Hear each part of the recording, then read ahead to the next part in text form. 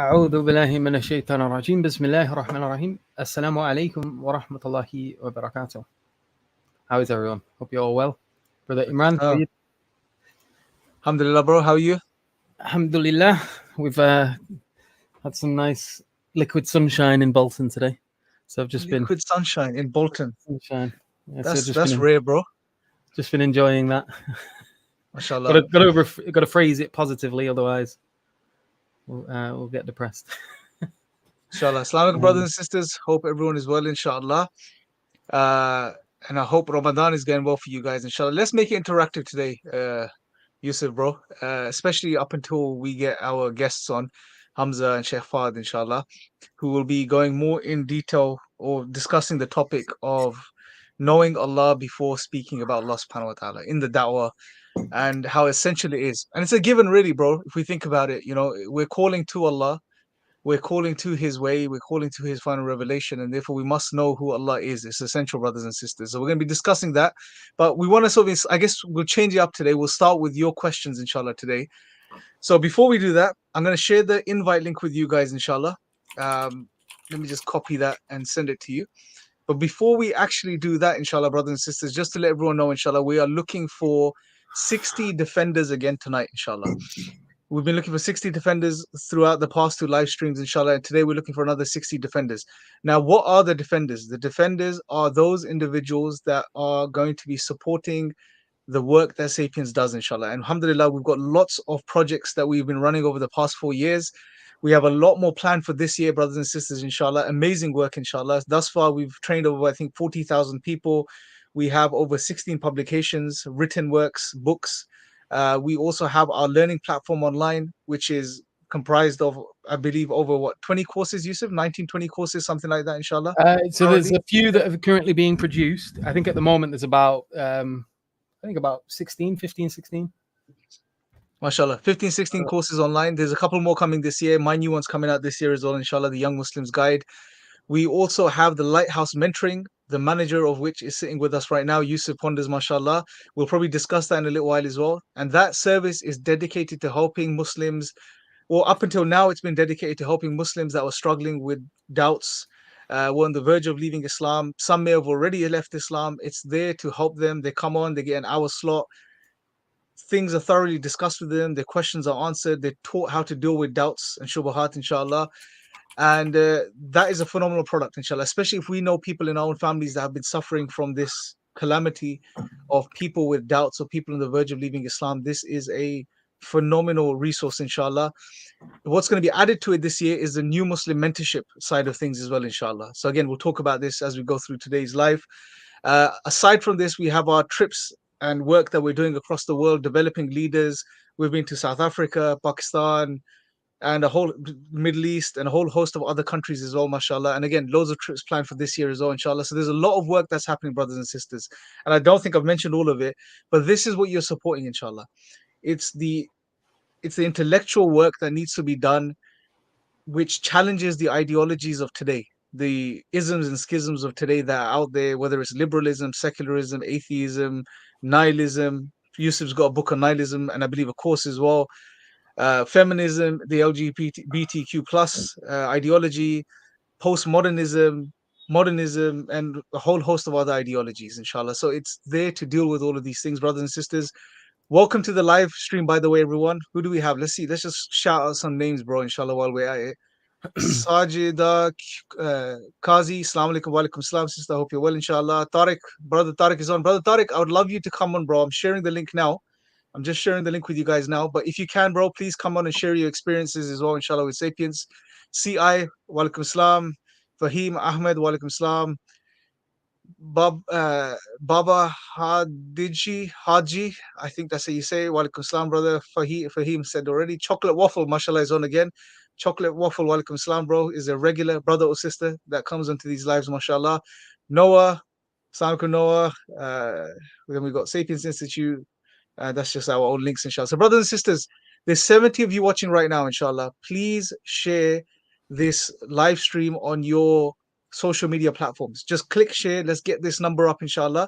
Because the more people who can get on, the more people have the opportunity to benefit from the work and to support the work, inshallah. And also, if you share this and you have the intention that someone comes on and becomes a defender, if you can't support the work yourself, inshallah, then you will get the reward for that too, inshallah. It's sapiensinstitute.org/defenders. We'll pop that up on the screen for you guys in a second. That's the donation link, inshallah. We're looking for 60 brothers and sisters to donate just £10 a month, inshallah. That's 35 pence a day, brothers and sisters. You know, we can't get much with 35 pence a day, inshallah, but if you can donate 35 pence a day on a regular basis, that will help us in continuing the work that we're doing at Sapiens, inshallah. I've shared the link with you guys. You should have it. It's streamyard.com link, and you guys can come on or request to come on, inshallah, and we can pop you up and get your questions and have a chat with you guys live, inshallah. Hamza will be joining us shortly. Sheikh Fahd will be joining us shortly. And yeah, I think those are the two guests for tonight, inshallah. Assalamu alaikum, Yusuf. How's it going, bro? Alhamdulillah, it's good. I need to. My daughter doesn't believe that I'm working. She thinks I'm off skiving, so I have to give her a message so she knows this is live and it's not pre-recorded. But I love you, Serena. This is what she asked me to say, and I hope you know Daddy is working. I'm not off skiving. Alhamdulillah, bro. Yeah. Tell us a bit, bro. Tell us a bit about. Actually, you know what? Let's start the discussion about knowing Allah. We won't go into the in-depth discussion that Hamza probably wants to cover, inshallah, but we'll start touching upon it. Knowing Allah before calling to Allah. Any thoughts in regards to this, bro? Yeah, so one of the biggest issues a lot of people have when it comes to shubuhat about Allah subhanahu wa ta'ala is usually just because of ignorance of aqidah. They like a lot of people, they'll ask questions like a really common one, which you wouldn't think would be common, but it is for example, if everything is created, then who created Allah, or something like they'll ask along them lines, like who created Allah? And obviously we believe Allah is eternal. He's without a beginning, and because he is without a beginning, it doesn't make sense to even ask the question who created Allah. But like that is just one thing. If you know Allah, if you know that about him, if you know his names and his attributes, a lot of the questions that people ask wouldn't crop up, or they wouldn't pop into your mind. And so, you know, it's really important. And if you're calling people to worship Allah, how are you going to do that if you don't know who Allah is? They say, you know, come and worship the one true God. Who is this one true God? Oh, I don't know. Well, why should I worship him? Like if you've not got knowledge, it's very difficult for you to be convincing when you're calling people over to Islam in particular. So I think, you know, understanding the one that you're calling to is tantamount to giving dawah. Absolutely, bro. We have Mohsin who's going to join us. Jazakallah for switching the camera on, Mohsin, bro. I was going to ask you to do that anyway because it's a check that I think is a good to do, because sometimes we get some random people that come on. So I am going to be asking everyone back end to switch the camera on momentarily, just so we know that you are you. Although we don't know you, but we will know that it's a genuine person, inshallah, on the other side. Yes, Yusuf. And can you just give us a wave as well, so we know it's not like a little... Turn your camera on quickly, just give us a little wave. Yeah, Mohsin, if you could just switch your camera on for a second, bro, and just give us a little wave, and then I can add you onto the stream, inshallah. MashaAllah, okay, perfect. MashaAllah, that was a quality wave. Here we go. So, Assalamu alaikum, brother Mohsin. Walaikum salam. So basically, I had a simple question. Maybe it's a bit off topic, but I am having this doubt. So if you could answer it. Yes, brother, you can definitely go ahead and ask your question. But just before you do that, brothers and sisters, please share this stream, inshallah. We got 78 of you watching right now. Please share this on your social media platform so we can get the numbers up, inshallah. It just takes a moment, it takes a click, but please do this for us, inshallah. Support the work. And yes, brother Mohsin, you can ask your question, bro. So I came across this anti-Islamic website, and they were talking about a hadith where the Prophet sucked the tongue of his grandson Hassan. So then the point they were making was that it's a kind of an act of pedophilia. So I'm now confused about this. So it's that's not what's going on. If you read the hadith, it was to do with the boy was thirsty, and they live in the desert, and water is very sparse. And one way of, I guess, quenching the thirst of someone is to share saliva, and especially if I think was it someone he was related to? But then they use the other hadith, which is the Musnad Ahmad. where they say that the Muawiyah radiallahu anhu saw the Prophet, he was sucking the tongue. While in that hadith which you are talking about, which is in Mu'jam al-Kabir, where we say that this was done for quenching the thirst. But Right, so there it says that the give Prophet me the. offered his tongue. Can you give me the reference? Of it. It's Get the in, I think reference it's for us, in, brother Mohsin. If you can just dig it up, bro, and share it, and then Yusuf can look into it, inshallah, and share his thoughts on that, inshallah, if that's okay. okay, how can I? Maybe where you accessed it originally, or just do a Google search for it. Maybe you'll find it. Okay, 1 minute. Jazakallah khair, bro. Brothers and sisters, keep sharing, inshallah. May Allah bless you. Jazakallah for everyone that's joining. Igal, Sajid, Sajida, sorry, that's just Sajida, Siko, Muhammad Ahmed, Hassan, Tariq Yusuf. Assalamu alaikum, brothers and sisters. Inshallah, you're well. But while the brothers looking for this, Yusuf, what's really, I think it's important also to highlight that the brother mentioned anti-Islamic websites. There's a lot of anti-Islamic websites out there these days, and there always have been, I guess, Yeah. for the past couple of decades. And a lot of the times you'll see, well, you can expect when you go into these sites, they're going to be pulling out narrations from wherever, sometimes authentic, sometimes not authentic, and sharing them and giving a specific twist or a context to what's being said. So that should be a red flag straight away. That Yeah. if some things are coming from anti-Islamic website, we shouldn't be going there in the first place because they don't have the best of intentions when it comes to Islam. That's evident from the fact that they're anti-Islamic websites. So that's just something to keep in mind, inshallah. Anything else, Yeah. Yusuf? You want to, while brother Mohsin is, oh, he's popped off. I think he's put it in the back. I'm gonna look into it. But with Okay. regards to hadith, like what Sorry, you'll bro. find. Let me, brother Mohsin, we're gonna answer your question. We got it. Yusuf, you got it in the back end, right? Inshallah. Yeah, he's posted it in the back chat. So I'm Okay, gonna we're have not a look. gonna add you back on, brother. We're gonna leave it open for other people to join, inshallah. But we've got your question and we've got your narration that you shared, and Yusuf will get into it, inshallah. Yeah, so let me just look into that. But I just wanted to add to this that often what they'll do is they'll add context there that's not in the hadith. So like he mentioned like a sexual element to it. If you understand Islamic aqidah and fiqh, you know for a fact that like being like this, especially with like is it with a boy is saying that it's happening? Yes, Yeah, Al grandson. Hassan, the son of Ali. Yeah, with his grandson. So why input this sexual nature to it when it's just not there at all? I'm just going to pop off and read the hadith. So if you give me a minute, I'll be back in a moment. I won't be long. Yeah, bro, inshallah. Brothers No and sisters, while Yusuf is looking up the back end stuff, inshallah, please share this live, inshallah, brothers and sisters. We are looking for 60 defenders tonight, inshallah. 60 defenders to support the work of Sapiens. Like I've said already, alhamdulillah, Sapiens has been active for the past 4 years. It's a startup, or it has been a startup up until now. We have trained over 40,000 people. We have an online learning platform. It's a second to none platform. There's nothing like it in the English language. All of it's free. It's got courses on secularism, liberalism, nihilism, atheism, modernity, postmodernism, LGBTQ plus, and other topics, inshallah. On Christianity, certain courses on Christology by the Muslim metaphysician, mashallah, brilliant brother, probably the top expert in that subject right now in the English language. So there's a lot of stuff on there, inshallah. We have over 16 books that we've published. I've got 2 books that are coming out this year, inshallah. I'm going to be working on straight after Ramadan, along with a new course as well. And I think it's a good opportunity for me to share this, inshallah. So the thinking behind, I want to share the thinking behind this course with you guys, right? It's almost like a healthy competition with some of the stuff that Sapiens has already been doing. And I'll explain what I mean by this. One of the things I was thinking about is that there wasn't anything in the English language for a younger audience. So when I say a younger audience, between, say, the ages of 15, 16, all the way up to sort of university age, 20s, early 20s.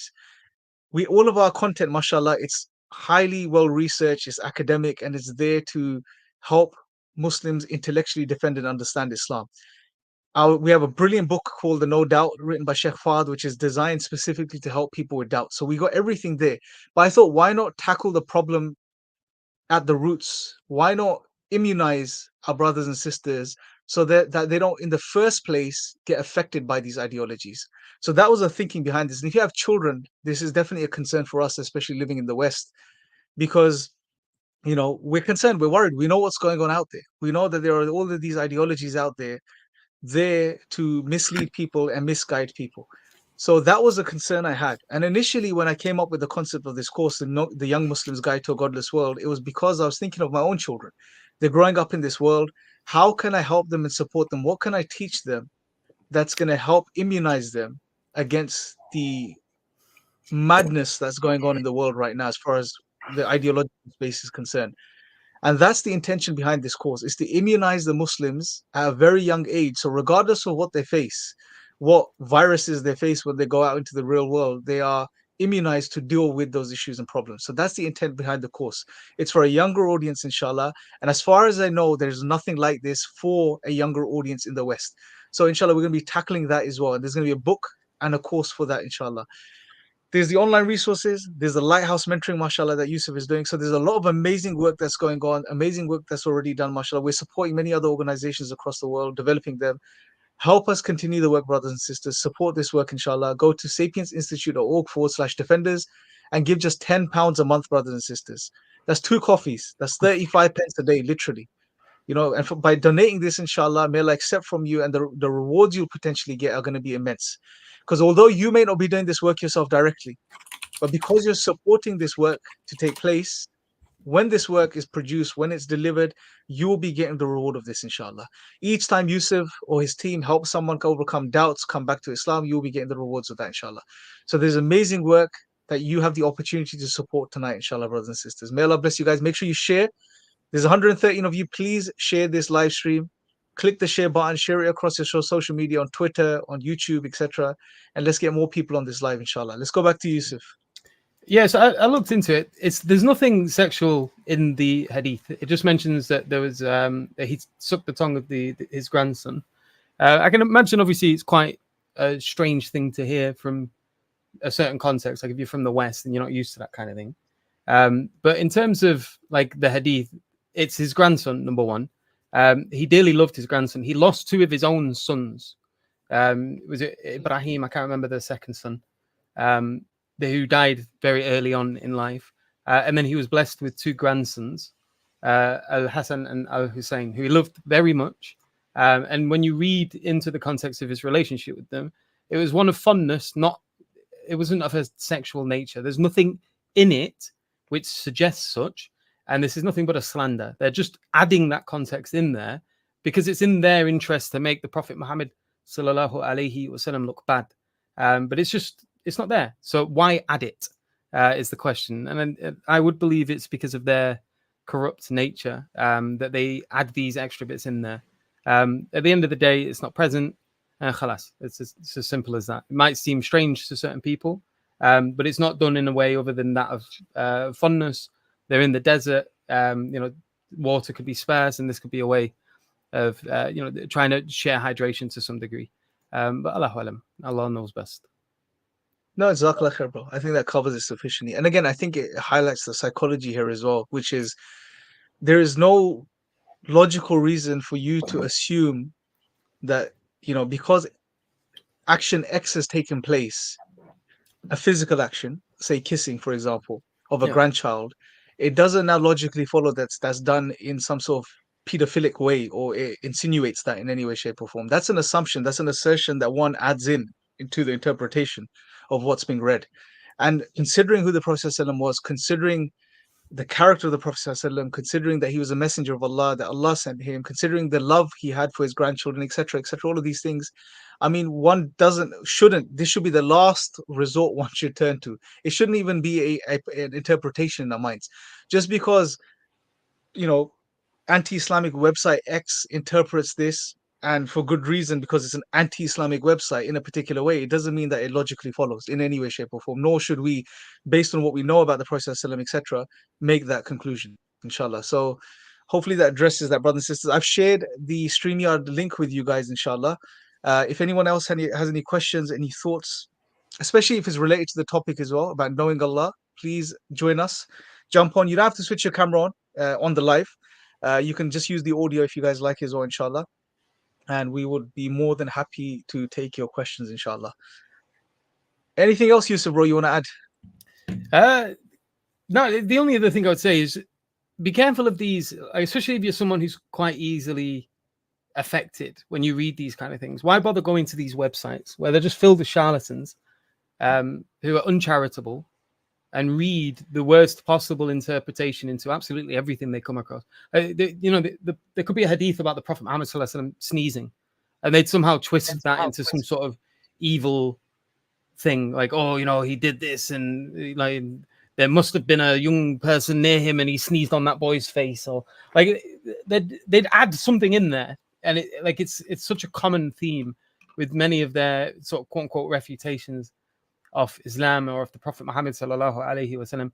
If you're looking for knowledge about Islam, then look at it from valid sources, and not from these charlatans. Especially, I'm guessing that it was probably a Christian website. If you're looking at like their aqidah, you can quite clearly see that what they're on is false, and they spend very little time actually defending their own aqidah, defending their own beliefs, like the Trinity. And they spend more time trying to find ways to refute Islam with these silly little stupid points. And if you're someone, like I say, who looks at this and is just wavered by the fact that they've said something, and like, you should have been able to have deduced that that isn't in there. This sexual nature is just not present in the hadith. There's nothing about it mentioned of a sexual sort at all. The people narrating it didn't say it or talk about it in a negative sense, and the people around him didn't find it strange. So it must have been a common practice in Arabia, especially at that time, in the heat of the desert and things like that. Allahu alam. But to add these things in there, I think it's just preposterous. And avoid these websites, avoid these places. Check out our learning platform. Obviously, Brother Imran has made mention of a few of them already, but the No Doubt course in particular gives you 10 strategies on how to deal with your doubts. I have come across these hadith before, and it never shook me at all. Like, you find it a bit strange because you're not used to hearing these type of things. But there's nothing in that implies what these Christian websites or these anti-Islamic apologists are trying to suggest. And so it's not something that affected my iman at all. But if it's something that you read and this makes you waver and you're just going to accept what they've added there, despite the fact that it's not in the hadith, then you need to think, like, what are you doing? Why are you just taking what they say as if it's an authoritative, account of the events that were taking place? But yeah. Absolutely, bro. Absolutely. This is a very important point. And again, a lot of these anti-Islamic websites done by Christians take from the Orientalists, whose it was their mission to defame Islam. If you look at their works through the 18th and 19th centuries, one of the main things they tried to do is they try to overly sexualize the Islamic tradition, and add in their own fantasies and stuff that they probably had, which they did have, and they've been exposed for. The ill practice, like they say, bro, only a sick mind sees sickness in whatever they look at, basically. Yeah. That's essentially what you're seeing amongst these Orientalists, a lot of them, and the Christians, the ones that are trying to attack Islam in this way, are borrowing from these guys. So I'm not surprised, bro. I'm not surprised. What does surprise me is how low they actually go, how they really try to fudge whatever they can in regards to this one. But brothers and sisters, I've shared the StreamYard link above. If you guys have just joined us, Assalamu alaikum, please jump on. If you have any questions, feel free to ask. This is an opportunity to jump on and ask questions, because when Hamza comes on and Shafad come on, inshallah, we're going to get really into the meat of the discussion. So we thought, why not? Let's just take this opportunity while me and Yusuf are on to do a bit of a Q&A, inshallah. Also, go to sapiensinstitute.org/defenders and support the work that we're doing, inshallah. We have a lot planned for this year, brothers and sisters. We need your support. We need your help to continue this work, inshallah. We're looking for 60 defenders tonight to give us just £10 a month, inshallah. That's 2 coffees, brothers and sisters, literally, right? Or it's 35 pence a day. And if you spend this money in the month of Ramadan for the sake of Allah, knowing and understanding the importance of the work that we're trying to do at Sapiens, which is to really help fight off and defend the truth against these corrupt and distorted ideologies of today, which have no benefit for humanity in the long run or even in the short term. These ideologies that are out there are affecting not only non-Muslims, but they're also affecting Muslims. Hence, we have also the Lighthouse Service, which is there to help Muslims with doubts. We have the No Doubt book, the No Doubt course, which is there to help Muslims who may have doubts, questions, about Islam. They may have picked these up through the interaction with such websites or just being out in the real world, engaging, in life in the world that we live in today, especially in the West. So go to sapiensinstitute.org/defenders and help support this work, inshallah. Make sure to share. We've got 135 of you watching right now. Please, brothers and sisters, make sure to share this live stream. Just click the share button, share it on your social media platforms, and so we can get more people on, inshallah. Let's see if there's any other questions that have popped up. While I'm looking at the questions, bro, why don't you pop up the Sapiens Institute learning platform, bro, and just walk us through that, inshallah, just so people, those that haven't used it or haven't come across it, just so they know what we're talking about, inshallah. Yeah, sorry guys, I've just been trying to pin the donation link in all the different platforms, so it should be pinned in the YouTube chat. So if you want to sign up and give us become one of the defenders and be giving £10 a month, you can do so now. We're keeping an eye in the back just to see how many of you are doing this, inshallah. So we hope to see at least 60 of you today, inshallah, join Inshallah, us and support us in our mission. We've got all of this content and we give it away for free. We have been criticized and told that we should charge for our stuff because it is high quality content, and you'll see now as I walk you through it. But the point is that we don't want a barrier between our work and those who could potentially benefit from it. And so the point is that we want to keep it free. And in order to do that, we need your support, brothers and sisters. So please do go to the link that's in the description, pinned in the chat. If you're on Twitter, it should be in a comment below the live stream. sapiensinstitute.org/defenders. I'm going to show you now. My internet's been a bit slow though, so if you bear with me. While you bring it up, bro, Zargona asks, how do we join to pay? I am very concerned about future generations being raised in non-Muslim lands. So basically, sister or brother, I assume it's a sister, I may be wrong. You can go to sapiensinstitute.org/defenders. The link, if you're watching on YouTube, there should be a donation link under the video. Or you can go to the link. We'll pop the link up for you quickly now, inshallah. So you guys can see where it is. It's here, sapiensinstitute.org/defenders. And we're looking for 60 defenders tonight, brothers and sisters, inshallah. Help us reach that target, inshallah, so we can carry on this work, brothers and sisters, because it's essential work. It needs to be done. Because trust me, when you're in the dawah, and Yusuf will vouch to this as well, you on a daily basis, you come across brothers and sisters who are on the verge of leaving Islam, have doubts. You have non-Muslims who are confused, and they know, things aren't right, things don't add up, but they don't know what the truth is. They're looking for the truth, and this content is essential because people today, whether it's good or bad, think in people have been rationalized. Their minds have been secularized. People think of things in a very materialistic, rational way. They need reasons and arguments for things. They need things to be deconstructed philosophically and constructed philosophically. That's exactly what we're trying to do. We're trying to deconstruct and highlight to people the absurdities and the stupidity in some cases of these ideologies and break them down. And not only this, we are building a case for Islam for these people. We're highlighting to people that Islam is a way of life. It's a worldview. It's a comprehensive way of looking at reality. It's the answer. It's the solution. It provides you with the meaning of life, the reason you were created. And we have, we share this throughout our courses. That's a part of almost every single course that we have. And on top of this, alhamdulillah, we have specific courses in relation to this as well. The Divine Reality course is there in full online, inshallah, which is a course based on the book, Hamza's book, The Divine Reality. MashaAllah, you guys can see it on your screen now. I delivered that one. I think it was a few years ago, and the whole course is there, inshallah, the entire book. So you guys can go through this. You can see it's broken down into sections, and you can do quizzes on each section. You get marked on each section before you continue. And it's a proper learning platform. It's designed really well to really help you fully benefit from the content that's there, inshallah. And we also so just so you can see how it works. So you click on obviously you log in, you've got your account, you go on. You'll begin with the first one and you'll just press play. Professionally filmed. My internet's a bit rubbish, so it might take a while to load. But you can see it's mashallah, it's a proper course. Once you've gone through, when you've completed it. Welcome to the Divine Reality course. And you've gotten through to it. Now, before we start, complete. There's a couple.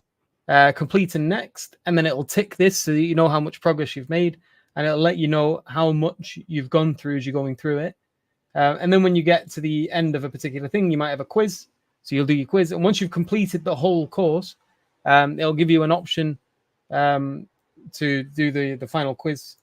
And once you've done this, you will receive a certificate of completion with your name on it, Sapiens Institute logo, etc. But it's a brilliant platform, and that's just one of the courses. And again, you'll notice all of them are free, absolutely free. There's no charge for any one of these. If you look at our, one of the most recent ones, the one on Islam and LGBT by Carl Sharif, it's 33 hours long. Like, if you go to university, you'll get an hour a week lectures, in lectures. And I'd be surprised if in 1 year you got, like, how many, in 1 year there's 52 weeks. And I think the university year is about half of that with breaks. And they do modules, bro. They do separate modules, so it's not the same topic, isn't it? Like, you'll go through different modules. So you'll do, you'll maybe do 1 hour a week. Let's say for half of the year, that's 25 hours for 1 year. It's normally 3 months per semester, so 12 sessions per topic you'll get at university. And this is so incredibly in depth, and all of it is academically sourced. You go here, there's an entire resource which you can make use of, which basically it's just a PDF. And it goes through absolutely everything you've got. I'm going to see if I can pull that up as well so you can have a look. But I need to share my entire screen. Just a quick note. Maryam is trying to connect, but it says device not connected, sister. So you may need to drop off and come back on, inshallah, because it says it doesn't give us an option to add you. I've shared the join link again with you guys, inshallah. So anyone that would like to come on and have any questions, you can join, inshallah, on the StreamYard link. Yeah. Also, please, when you come on, do let us know what you want to discuss in the chat in the back as well. So if I need to pull anything up or anything, I can do so. But yeah, so I've managed to pull up the slides. So we're going to have a look at just the slides for the LGBT course that have been produced by Carl Sharif. So this is one of 622 slides. There's a full the slides themselves are essentially a book.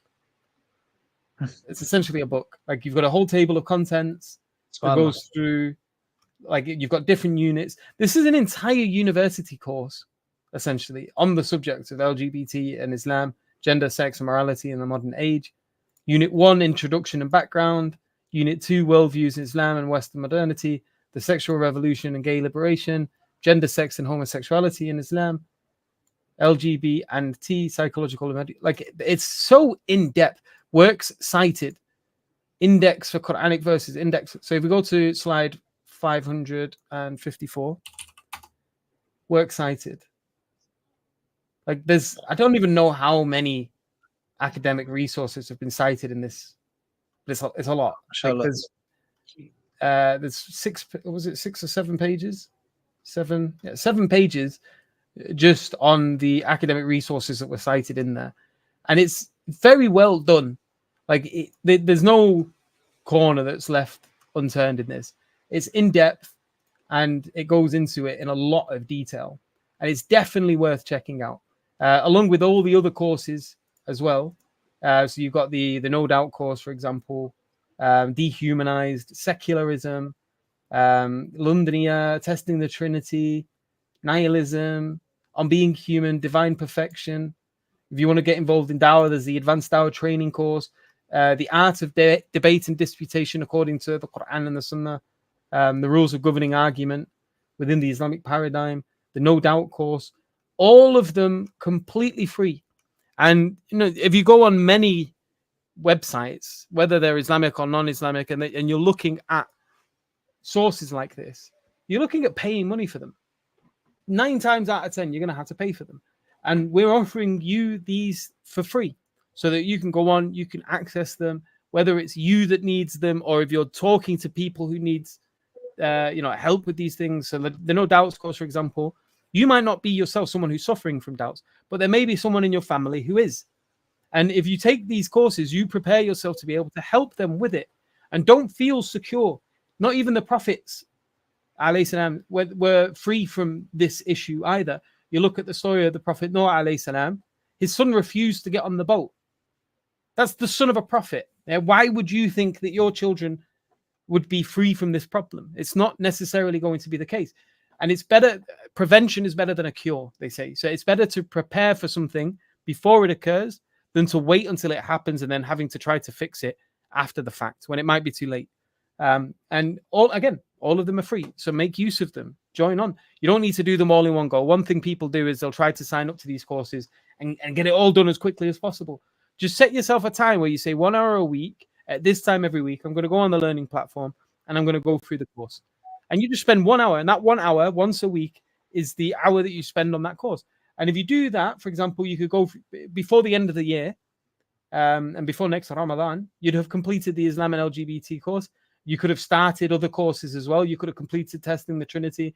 You could have completed the Divine Reality. You could do all of these over a period of like a couple of years simply by just doing an hour a week, an hour or two a week, and just setting that time schedule so that you're doing it consistently all the time. So check it out, have a look, share it with people, share this live stream, help support us, become one of the defenders. I'm going to have a look to see if I've got anyone who's joined us. MashaAllah, we have a defender has joined us recently for £10 a month. Jazakallah khair. May Allah bless you. So we have 1 out of our 60 so far. So I'm going to update the banner. Brothers and sisters, please carry on supporting this, inshallah. We really need your support today, guys. Please share this live stream, inshallah. As you've seen, Yusuf was going through our online learning platform. There is phenomenal content on there that you're not going to find for free anywhere else, honestly. I mean, if you could find a online resource like this that gives you free content like this in the English-speaking language, share it with us. I doubt there's anything else like this out there. You have it all there. It's all free. We want to keep it free. We want to keep this resource free for everyone, but we need your support. There's 140 of you watching right now. If every single one of you shares this live stream, even if you can't donate tonight, just shares this live stream, someone may come on that can support this work. And if they do so, you will get the reward for that too, brothers and sisters. Please carry on sharing this stream. And also, please support the work if you can. £10 a month, brothers and sisters. Look, it's literally the equivalent of 2 coffees or 1 lunch. I mean, if we can just think about this and weigh this out for ourselves for a moment, inshallah, right? Just really think about this.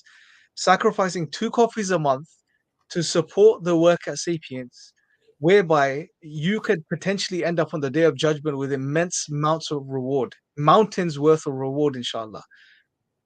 What is it worth it or is it not worth it? That's a question that you have to answer for yourself. Is it worth it for yourselves?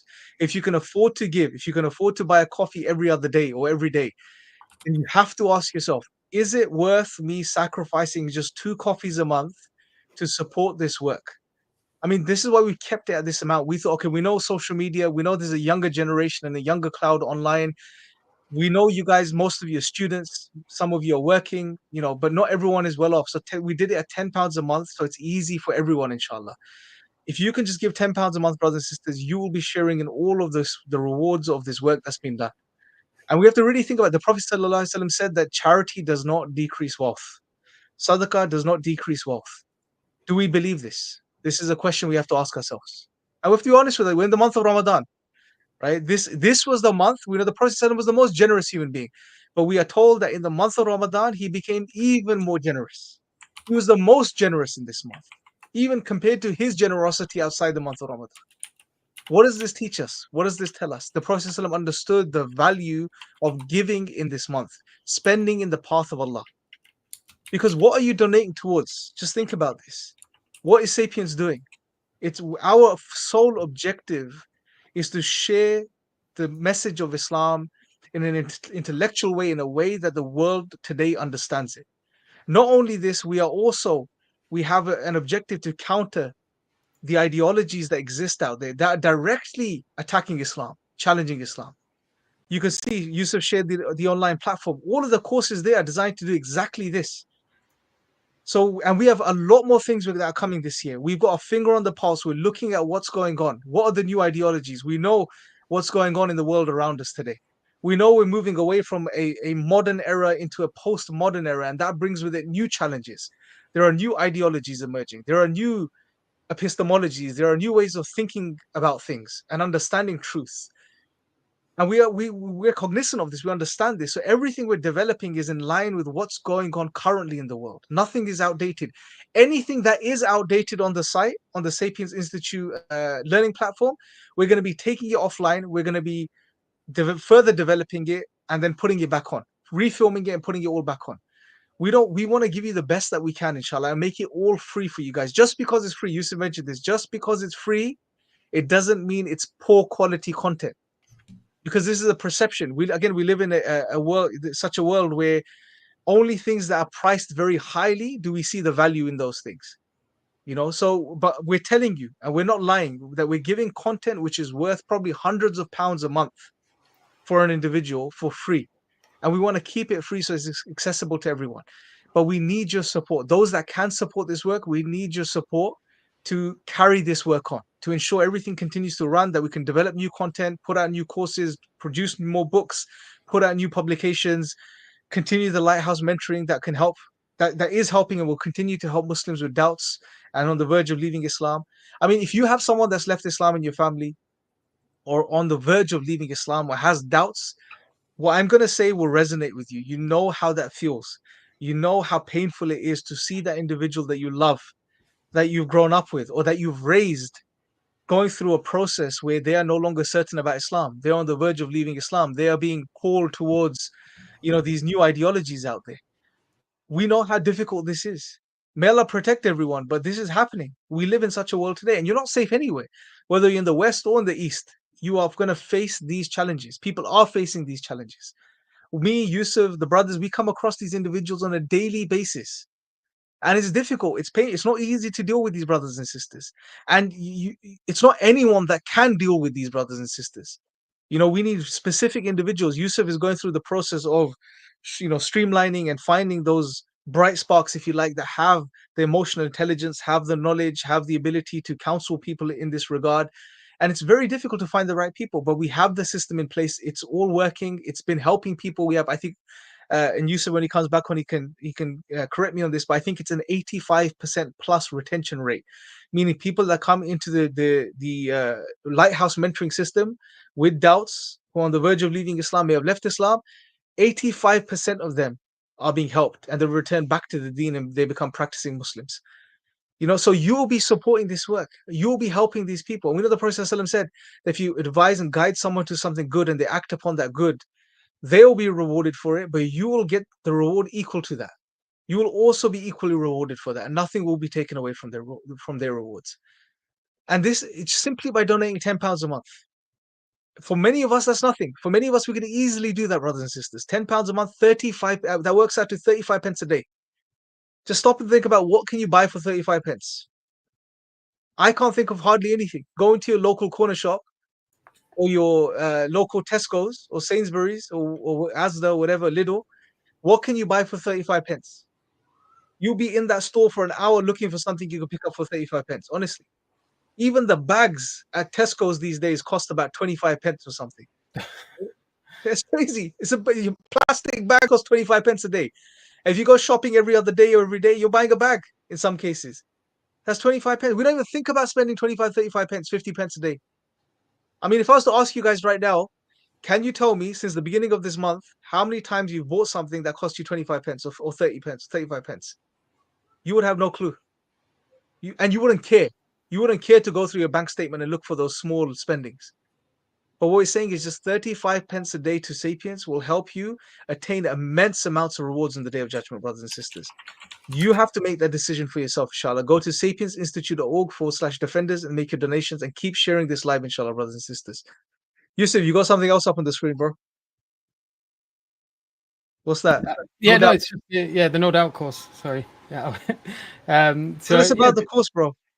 Yes, it's a brilliant course. It goes into not just like specific doubts, although there are some case studies, For example, if you go to study Islam, there's a couple here: women's inheritance, age of consent, are two particular doubts that it goes into.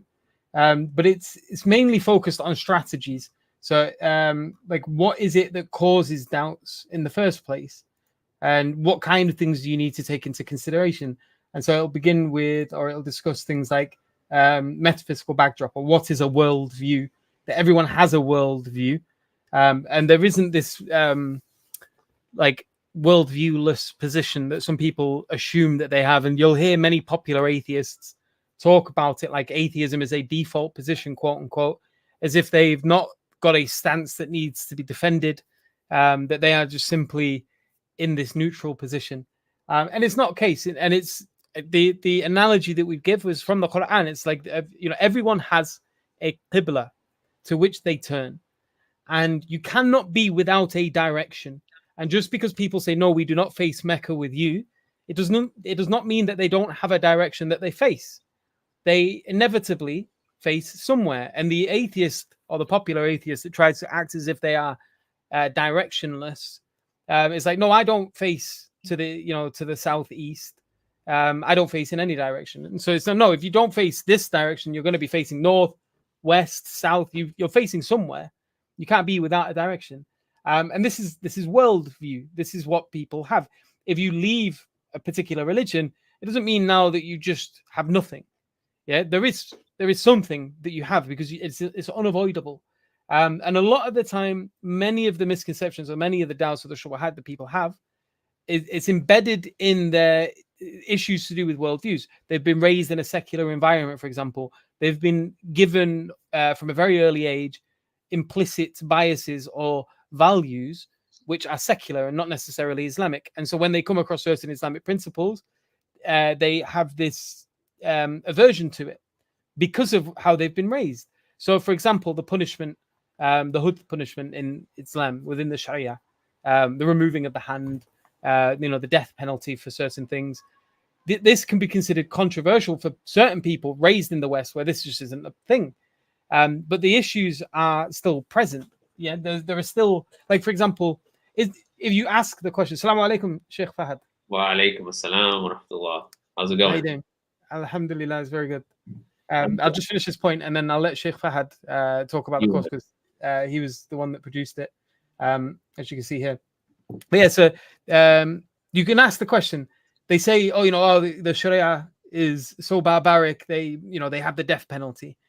So the first thing you can put it to them is it necessarily more just to lock someone in a room for a lifetime, a small room with very little freedom or access to general things, surrounded by other criminals, at the cost of the taxpayer of, on average, anything up to around £100,000 per year per prisoner? So this isn't just necessarily a unjust upon the person that's committed the crime, because you're unnecessarily torturing them for a long period of time, but you are also giving a cost to the average taxpayer. And this is where this whole notion of prison for profit comes in. Is it in the best interest of the public to lock someone up for a lifetime or several lifetimes? In the US, you might have, I don't know what it's like over there, maybe Sheikh Fahad can tell us, but you can get several lifetimes of prison. Like, and some people, if they've committed extremely heinous crimes, you might find that they've been given 4 or 5 lifetime sentences, which means they've been sentenced for, like, I don't know, 400 years of prison. And they're not going to live that long, but they've been sentenced to that much time without possibility of parole. And especially in like the higher tier prisons, that costs a lot of money. It costs a lot of money. That money comes from somewhere. It comes from the public, and it is being paid to someone. Who's receiving it? So the interest of the prison system isn't necessarily in the population. And a lot of these things are just so, like, you find people that, like my dad, as an example, he robbed the place that he worked at because they knew who he was, and he knew it would get him sent to prison. And so he was comfortable there. He saw it as a way of, like, getting away or trying to go cold turkey from his drug problems and things like that. So, the system as it is very broken. And they just have this assumption that it's the best way of dealing with criminals. But it's not clear that that is the case at all. And yeah, Sheikh Fahad can maybe talk more about the course, the No Doubts course. Sheikh Yeah, Fahd, before we speak about the course, Sheikh, just to quickly let brothers and sisters know, we're on 2 defenders, alhamdulillah. We need 10. Let's try to get to 10, inshallah, in the next. What time is it? It's 8:20 now. By 9 o'clock, let's try to get to 10 defenders, brothers and sisters. And to help to achieve that, we need you to do 2 things. One, to go to the link and make your donations, inshallah. sapiesinstitute.org/defenders. And you can go and donate just £10 a month, inshallah, and donate whatever you can. If it's less, if it's more, may Allah bless you, do whatever you can. Secondly, please share this live stream, inshallah. Let's get more people on this so that more people get the opportunity to benefit from the work and share the work, inshallah. Sheikh Fahd, assalamu alaikum. How are you? Assalamu wa rahmatullahi wa barakatuh. How are you Sheikh, guys? I don't want you to talk about your course. We're gonna save that. In industrial complex, but I guess not. No, we're gonna save that for another live. We're gonna have a specific one on doubts itself, inshallah, in a couple of days. All right. So we're gonna really get into it. But what I want you to speak about is knowing Allah before you call to Allah. That's the topic of the stream. Up until now, we haven't gone into it too much because we were trying to do just a bit of a Q&A and stuff, inshallah, till you guys came on. But Sure. just let's get into that topic, inshallah. Give the brothers and sisters listening, inshallah, some beneficial points in regards to this topic, inshallah. Right. Bismillah ar-Rahman ar-Rahim. So one of the first things is that you have to know the one you're calling to before you actually call to Allah subhanahu wa ta'ala, right? And so that becomes very important in the sense that, why, like the question of like, who is Allah is extremely important, because most people that are walking around do not really have an idea of what you mean when you say, let's say, God or the divine or Allah or whatever it might be, right? So therefore, it becomes extremely important for us to know who is the one that we're calling to. Who is Allah subhanahu wa ta'ala, right? And this is not something that's just something you learn in the course that we have on our learning platform, but this is, I think, a lifetime journey. Because when you go through the Quran, and since we are in the month of the Quran, what the Quran is full of is who is Allah, right? The names and attributes of who Allah subhanahu wa ta'ala is. I was just looking this morning about the ayah in Surah Al-Hadid, where Allah says, Huwa al-awwalu wal-akhiru wal-zahiru wal-batin, right? He is the first and he is the last, and he is zahir, that which is most apparent, and he is the one who's batin, who is like, very subtle, like you can't, like unknowable practically, right?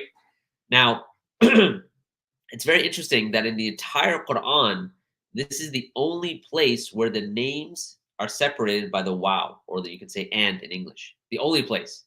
Usually when names and attributes are listed, they're listed and listed directly in the sense that one follows the other, who follows the other, right?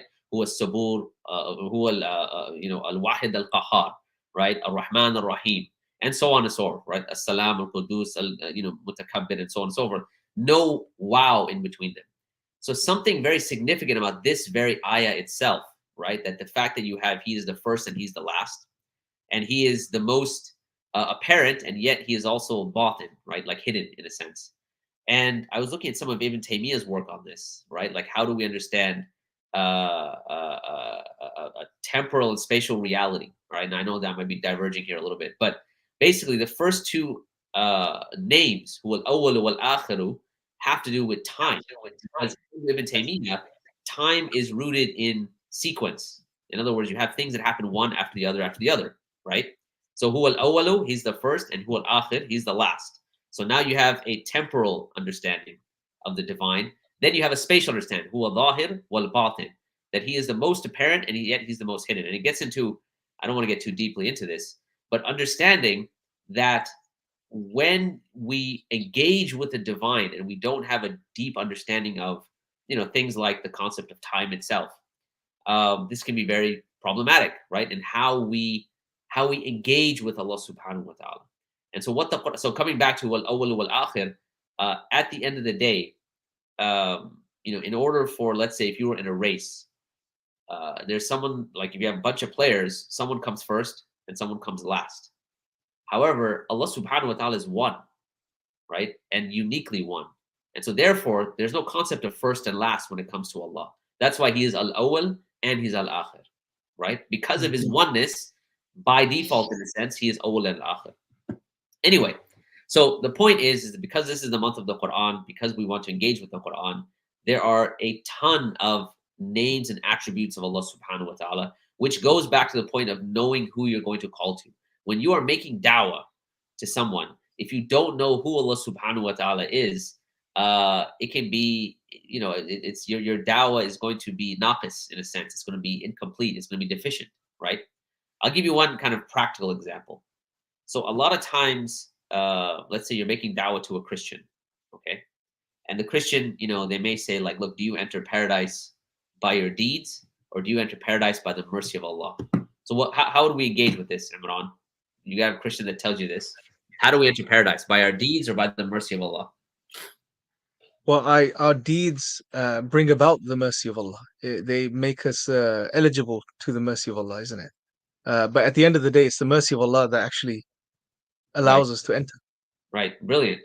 And that's how it should be spoken about. But a lot of times when Muslims, and I'll tie this to knowing Allah in just a second, a lot of times Muslims, they get caught into like, okay, it's the mercy of Allah. Okay, if it's the mercy of Allah, then why bother doing good deeds?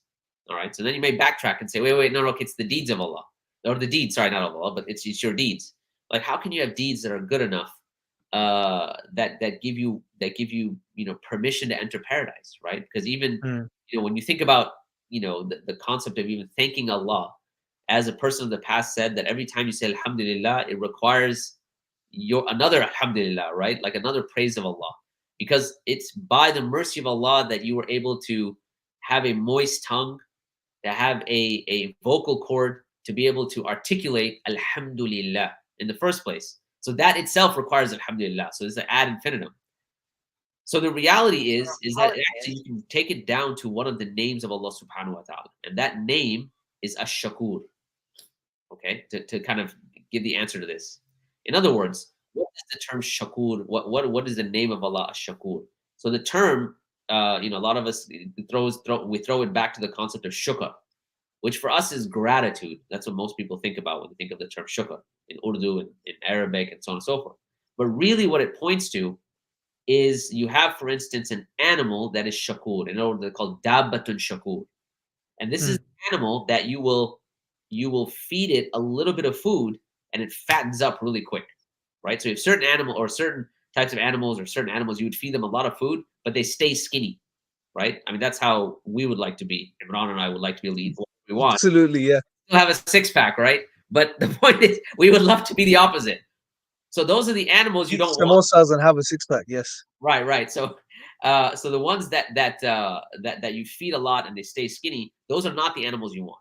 The animals you want are the ones you give a little bit of food, they fatten up. So when you sacrifice them, you've got a lot more meat to eat, right? And this is what's known as Dabbatun Shakur. So what does this have to do with the name of Allah, Ash-Shakur? The point is that Allah will take your paltry deed, something small that you do, and give it way more credit, way more value than the deed itself. All right? And this goes back to, do we enter paradise by the mercy of Allah or do we enter paradise by our deeds? Yes, we enter paradise by the mercy of Allah, but that mercy is predicated upon the deeds that we do. We're not saying that our deeds are good enough in and of themselves. It's by the mercy of Allah that He is Ash-Shakur. He takes those deeds and gives them way more value that allows us to enter paradise by the mercy of Allah subhanahu wa ta'ala. And all of that is based upon an understanding of the name Ash-Shakur. And that's one name of Allah subhanahu wa ta'ala. Now imagine as you go through and you start exploring who Allah subhanahu wa ta'ala is, you are much more equipped to make da'wah to people, right? To say, look, isn't Ash-Shakur the one that you should worship? Isn't Ash-Shakur the one that you want, the one that takes your deed? And we all know, like, we don't do enough, right? I mean, even with all the fasting, all of the Qiyam al-Layl that we're doing, the Tahajjud, whatever it might be, the Taraweeh, in the grand scheme of things, if you took a list and you made a list of all of the blessings of Allah, all of your education, all of your background, all of your, your physical blessings, your material blessings, the fact that you can see, the fact that you can breathe, the fact that you can, digest food, the fact that you have molar teeth, all of it, you try to make a list on one end. And then you take what you have responded to Allah with, what have you given back to Allah, compared to that list, you will definitely fall short, right? And so, and this is what Allah says: "In tu'addu ni'matallah la tuhsuha." If you try to count the blessings of Allah, you cannot enumerate them. But at the end of the day, it is by the mercy of Allah that He allows you to take that list and actually have some sort of a chance with those paltry deeds that we have, those deeds that would no way compare, by giving them more value. For example, the Prophet ﷺ said, the one who prays Isha in Jama'ah, he prays Isha in congregation, he gets rewarded for half the night, praying half the night. And the person who prays Fajr in congregation, the morning prayer, it's as if he gets prayed half the night. So you simply going to the masjid, praying in congregation at Isha, and let's say you wake up later on and you go for Fajr at Isha, and you sleep in between the two, Allah has rewarded you by as if you were standing the entire night. So is that not the mercy of Allah? So do we enter paradise by the mercy of Allah? We say yes, but that's predicated upon the deeds that we do, and all of that revolves around the name of Ash-Shakur. And again, this is one name. And by knowing who Allah is, you have armed yourself not only for your own spiritual well-being, to worship Allah better on your own, but now when you want to articulate this to your non-Muslim friends and neighbors and whoever it is, or even Muslims that need to come back to Islam, right? Because we deal with doubts and things like that as well. You are now much more well-equipped. And that's just one name. Imagine you start to explore, the other names of Allah subhanahu wa ta'ala throughout the entire Quran. Al-Qahir, Al-Wahid, right? Al-Quddus, As-Sabur, Ash-Shakur, all of these names. One of the things that Ibn al-Qayyim says that's very powerful, he says that Allah subhanahu wa ta'ala loves the people who emulate the names of Allah. Okay? Now, this is not some sort of shirk that we're talking about, because obviously, there's nothing like unto Allah. وَهُوَ السَّمِيعُ الْبَصِيرُ. But He is also the one that is maximally perfect in His hearing and maximally perfect in His seeing. But we hear and we see as well, right? And what Ibn al-Qayyim says, he says that Allah is Al-Alim, and He loves the people of ilm. He is the most maximally perfect in knowledge, and He loves the people of knowledge. He is Ar-Rahman, and He loves the people of mercy. He is the most merciful, and He loves the people of mercy. He is Al-Hakim, right? He is Al-Hakim. He is the one who is maximally perfect in His wisdom, and He loves the people who are wise, right? And so on and so forth. And once you start to inculcate those names and attributes within yourself and try to get there, you find that this is a kind of a spiritual elation for yourself. But there's one exception, or actually there's a number of exceptions, but one exception is related to Ramadan. And that is to be al-ghani, to be independent. And what Ramadan does is like you try to be independent. Why? Because you don't eat, you don't drink, you don't have relations. You get away with your needs, right? And this is something that Ibn al-Qayyim mentioned. He goes, you try, and you are trying to emulate being al-ghani, but only to come to the point where that you realize when you open your fast that you are fuqara ilallah. You are totally and utterly dependent upon Allah when you open your fast, right? That's so powerful, Allah. So subhanAllah, when you really start to know who Allah is, it helps you with your worship, and it helps you in your da'wah as well. So inshallah, Sheikh, we have hold that thought. We're going to continue, inshallah. Yeah. We have a guest, Yusuf, do we, on the stream? You're muted, Yusuf. You're muted. You're muted, bro. Sorry, I said yes. But if you could just let us know in the back chat the topic of your discussion, and then inshallah we'll bring you on. Perfect, inshallah. Sheikh, yeah, carrying on, subhanAllah, you touched upon some of the names and attributes of Allah. And, just when you start to learn about the names and attributes of Allah, you start to realize who Allah is, right? Like it really develops that understanding. And that's something essential when it comes to the da'wah, because we're calling to Allah, before learning about anything else, arguments, ideas, concepts, etc., knowing Allah is the most essential thing, because at the end of the day, you're calling to Allah. Sheikh, you're muted. No, I am. Oh no, you're not. Sorry, I thought you were muted. No, I was going to say that even when we talk about calling to Allah, again, one aspect is knowing the one you're calling to for the benefit of the person you are calling to Islam, right? But there's a benefit for yourself as well, right? And that your own spiritual your own spiritual disposition has an impact on who you're calling to Islam as well. And we kind of sometimes we don't think much about this, right? Because at the end of the day, where is guidance coming from? It's not coming from your speech or what you're saying. It's coming from Allah, right? SubhanAllah. We used to do street dawah, back in the Sheikh, day. do you think we've secularized the dawah? To some extent, yeah. Like I was about to say SubhanAllah. that when we go out for street dawah, I would tell the brothers that before we would go out, like we do like a what do they call it in sports where you kind of do a huddle right before you head out to the game. So Yeah. we do a huddle, and I'd be like, look, before you go out, each and every single one of us needs to make a sincere dua that Allah would allow a person to come to Islam by his hands, right? That way you have now given yourself that disposition that it's not in your hands. It's in the hands of Allah subhanahu wa ta'ala, right? SubhanAllah. So your own spiritual your own spiritual disposition has an impact on the da'wah. And that relates to what we're doing on this live as well. Because remember, as you're listening to this, you should be thinking about your own disposition. Allah subhanahu wa ta'ala in a hadith Qudsi says, "O son of Adam, spend and I will spend on you." Right? SubhanAllah. So if these things make sense, then don't let them just be kind of just empty kalam, right? Just empty words. Go to sapiensinstitute.org/donate and set up a regular donation, right? It's 10 pounds a month. 10 pounds a month is like $13 for those of you who are in the States. $13 is really nothing, right? And we can all do it. And this is the month of mercy. This is the month that, like I said, in the Hadith Qudsi, Allah says, spend and I will spend on you. So if Allah is saying that if you spend and Allah will spend on you, who is the one saying that? It is the divine, it is Allah, right? So there should be no impediment in, number one, donating for the sake of Allah, going to our page, sapiensinstitute.org/defenders, and signing up for a small, 10 pound a month donation. And the second thing is, if you have already donated, or you can always donate twice. There's nothing wrong with that, right? We are in the month of mercy. The Prophet would donate, multiple times in this month. But besides that, Imran, they need to share this video. Is that correct? Yes. Yeah, absolutely. Share. Look, if you share, more people come on, more people get the opportunity to support the work, and inshallah, the rewards come back to you. So definitely share, definitely go to the link and make your donations. Let's get one of our guests on, Yusuf, inshallah. I'm going to go to Ehsan Ehsan. first, and then we'll go to Sayyid, inshallah.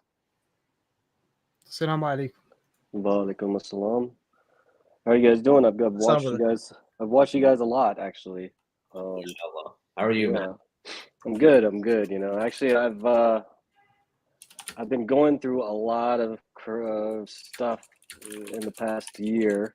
I went through a divorce, and I've got kids involved and all that stuff. But Yeah, it's I'm on the other end of it. But that aside, it's a lot happened because of that.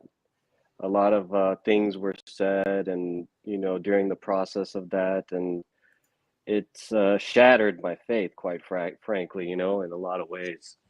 Yeah. And just my worldview in general, and things have just changed. All right. Feels like it, but I'm, it's Ramadan, and I'm hearing you guys talk a lot, and I'm hearing a lot of things. So I just had a question about free will. Okay. So it's like I'm struggling with the decisions that were made, and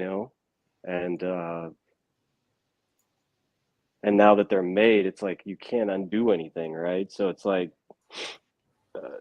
I guess my question is, like, if it's free will, if we have free will and everything is predestined, then how do those two things coincide? Like how can I do anything to change my image, and as far as how I'm going to be judged one day, and on Judgment Day, if I've done these things. Sure. So it seems like there's a few questions that are kind of wrapped up into your question, if I'm not mistaken. And you correct me if I'm wrong, but you've got the question of qadr itself, predestination, like you mentioned. The question of, let's say, previous wrongs that were done, how can they be made, or correct? How can they be rectified, if that makes sense? And perhaps maybe a question that you haven't stated overtly, but what about the future? Would be another part of that. And maybe I'm just kind of adding to my own brain, but That's yeah. I mean, it feels like obviously, like we believe that the future is it's predestined for us. It's been written out, and I understand the concept. I really do, and I feel like I was in a really good place with my understanding, and things were going good, and then like something like this gets it derails you. It derailed me. It really derailed me. Okay. So, but go ahead. Like, it's interesting that you mentioned the future. Yes. So go ahead. I'm sorry I cut you off. Yeah. So one of the things is that there's a concept of understanding free will, what we would say philosophically. Okay. And then there's the benefit of how we understand free will spiritually. And these are two separate domains. And this is something that we have to kind of grapple with. So the philosophical understanding, right?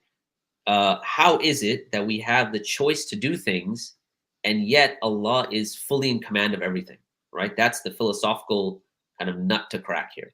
Right. The issue is that there is no sort of philosophical answer to this question, no matter what your worldview is. Okay. In other words, you could be an atheist, you could be a Christian, you could be a Muslim. The point is that you have these two kind of mutually exclusive realities. Is that either things are fully determined, right? So if you're an atheist, you believe in prior causal effects, right? One thing causes another thing, your genetics and so on and so forth. You have all of these causal links, and therefore everything in a sense is deterministic, right? Everything has been determined. So how do you then explain your kind of subjective feeling of free will, right? Or your subjective kind of understanding of free will. Like if I want to pick up the cell phone right now, I can pick it up. I directly experience my free will, right? And yet, from a determinist point of view, if everything has a causal link before it, then how do I explain this sense of free will, right? Now, what I'm saying is that sort of philosophical issue, there's no way to actually solve it, no matter whether you adopt Islam, atheism, agnosticism, whatever it might be. There's no way to unravel it, okay? In fact, in the Islamic tradition, we say that whatever Allah wills is, and whatever Allah does not will is not, and He has willed that you have a free choice, free will. Okay. Now, again, that may sound like that's a whole bunch of stuff that they're mutually exclusive. Like, how can these two things interact? The reality is, it's one of those things that are the mystery of Allah Subhanahu wa Taala, in a sense, as Abu Hanifa mentioned, right? And there's no position you can take in Islam or out of Islam that can solve it. Now, I start off by saying that these are two separate domains. There's a philosophical domain, but then I said there's a spiritual domain, because one of the things is that this concept of qadar is one of the 6 pillars of Iman, right? As perhaps you know, right? So so we have belief in Allah, belief in the angels, belief in the prophets and the books, and then the last belief that the Prophet ﷺ mentioned in many ahadith is that it's to believe in qadr, khayrihi wa sharrihi. In other words, to believe in predestination, it's good and it's evil, right? So if it's a pillar of belief and we can't kind of crack the nut philosophically, what's the benefit would be the question. Like, why is it one of the pillars of belief? The pillars of belief is because, remember, we're talking about two domains. It has to do with the spiritual domain. In other words, every human being is going to go through trials and tribulations in their life. They're going to go through, issues in their marriage and divorce and kids and, making wrong choices and so on and so forth. How does a person now deal with, or how does he sail on those rough waters? And one of the ways to do that is by having a firm belief in qadar, meaning that whatever Allah wills is, and whatever Allah does not will, and Allah's will that we have a free choice, like I mentioned, okay? How does that benefit you spiritually? Because number one, when it comes to things in the past, those things are out of our control, like you mentioned, right? But those things, if we understand that they were decreed by Allah, then we understand, okay, there's nothing I can do to change them. You can't, it allows you a type of freedom from overthinking the past, all right? And in fact, one of the ayats in the Quran, many of the ayats in the Quran, For instance, Allah subhanahu wa ta'ala says, Ala inna awliya Allah la khawfun alayhim wa la hum yahzanun. Indeed, the awliya of Allah. So awliya is a person who is very close to Allah. It comes from the term wilaya, right? So that's why a friend is called a wali, right? Is generally translated because you want to be close to someone who's got your back, someone who's a friend of yours. Adawa, right, which is the term for distance. Adu is an enemy. So you want to be far from your enemy, right? So wilaya, wali, like indeed the awliya, the walis of Allah, those people that are close to Allah, la khawfun alayhim wa la hum yahzanun. They have no fear and they have no sadness. They're free from these things. How is that the case? Generally, when you think about sadness, generally you're sad about things that happened in the past, right? Like, oh, I should have done this, I should have done that, I could have done this, if I only would have done this. Those are things in the past, right? That's what kind of makes us sad. And generally, when you talk about khawf or fear, it's fear of things in the future, right? What if I don't get that job? What if I don't marry that girl? What if? So what Allah is saying is that that person that has that closeness to Allah, that has a deep understanding of who Allah is, they're given a type of freedom from those scenarios, right? So if we understand qadr and predestination, understanding that everything is in the hands of Allah, then we have to put my yeah, go ahead. I think we lost him there. That's fine. Inshallah, Karen Sheikh. All right. So I was hoping to actually just address what he was talking about specifically, but okay. But then, so if a person is now, let's say he has things that he's done in his past, and again, it goes back to knowing who Allah subhanahu wa ta'ala is. He knows that those things in the past, that yes, they've been done, but Allah subhanahu wa ta'ala is Ar-Rahman, Ar-Rahim, the most merciful. And if he has, or that a person has made mistakes, he knows that it's not the end, right? Because Allah subhanahu wa ta'ala is the one whose mercy is, unlimited, right? From a certain perspective, right? In fact, Allah subhanahu wa ta'ala says that his mercy is vast. So if that's the case, things that happened in the past that we say that, okay, that there's nothing that can be done about it, we can go back to Allah's name, Ar-Rahman, Ar-Rahim, Al-Ghafur, and so on and so forth, and understand that they can be forgiven. And we can have this type of freedom to say, you know what? If they're forgiven, we can now move on. We can pick up the pieces and deal with the things we need to deal with now. Because number one, the past doesn't define me. What defines me is my relationship with Allah. And if Allah is Ar-Rahman, Arhamar Rahimin, then He is the most merciful. I'm not defined by the mistakes I made in the past.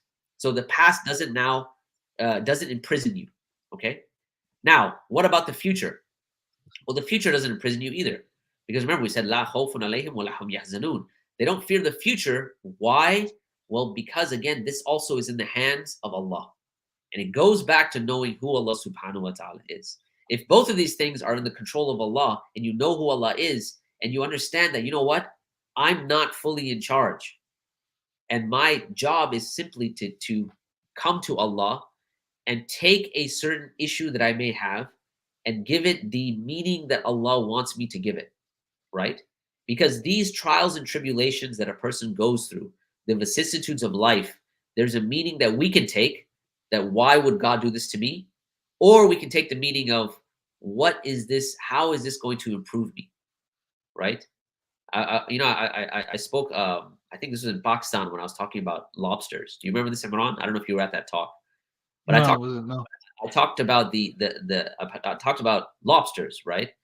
And the thing is, when you look at lobsters, it's very interesting. Is that they have a hard shell. You guys ever eaten lobsters? Yusuf, you ever had lobster? Yes. You have. Yes. Did you like it? I did. Yes. You did. All right, Imran, lobster? No. I'm trying to remember. Probably once. It's bigger than it's a glorified prawn, basically, isn't it? It's a super prawn. That's what it is, bro. It's a glorified prawn. But We like a prawn. If you remember when you ate it, it had a hard shell on the outside and a mushy inside, right? Generally. Yeah. Right? Yeah. So what happens is that when you have lobsters and they want to grow, they actually their inside starts to push against that hard shell. Okay.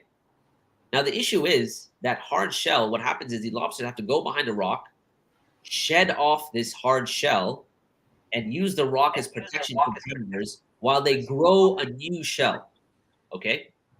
Now, why am I mentioning lobsters? Is because if that initial pain, right? If that initial kind of discomfort that the lobster had, like let's say you gave this lobster like Prozac or something, and it never experienced pain, it would never be able to shed off the shell and grow another shell. It would never be able to grow, right? Trials and tribulations in life allow us to grow closer. It can be a means to go closer to Allah, right? And that's why understanding what is the backdrop to this scenario I went through, whether it was a divorce, whether it was whatever it may have been, like it should make us or allow us to say, let's take a step back. What can I benefit? And is this a means for me to get closer to Allah subhanahu wa ta'ala, right? And many times Allah will put us in these scenarios as a means to come back to Allah, right? So and as such, if you came back to Allah through this thing that was extremely difficult, then in fact you have benefited more than what you have lost, because you've gained Allah, and yes, maybe you lost a marriage partner, but you've gained the divine in the process. SubhanAllah. I don't know So if the it's a Yeah. brilliant point, Jazakallah khair, Sheikh. I think you answered it. Hopefully the brother watches it back, inshallah, after the stream. But again, it brings us to Real that quick, point. as far as the Yes, qadar Sheikh. issue, we have a very good article by Muhammad Hijab on our on the Sapiens site. I think it's on the Sapiens site, dealing with free will and stuff like that. I've just given a very brief summary in the sense he gets into a lot of details related to, like, determinism and kind of the various positions, and then how do you deal with the free will trilemma and things like that. So Yeah, because it's an issue for the secular, godless world anyway. The whole idea of free will and predestination, determinism itself. Yep. They can't crack the shell without Nobody God, right? Yeah, so you'll get camps. You'll get the ones that are the determinists. You'll get the free will camp, and then you'll get a camp in between that says it's a mix of the two. Yeah. And there's something that binds that, but we don't know what that binding agent, if you like, is. But Right. at least from the Islamic perspective, we know it's Allah's there. Allah is the creator. He's told us, He's given us free choice, and He has determined everything. Exactly how this works, Allah knows best. This is something beyond us. But as long as we know that we have free choice, let's act upon that. Let's do what we need to do, inshallah. I always find it interesting is that people find this very uncomfortable, right? But yet we're not uncomfortable with other limitations. Like I always say, look, we accept theoretically we have cognitive limitations, right? If we didn't, we would have the knowledge of Allah, right? So I mean, and obviously we don't, right? Because Allah is, maximally perfect in His knowledge. He knows, right? And we don't. Wallahu ya'lamu wa antum la ta'lamun, right?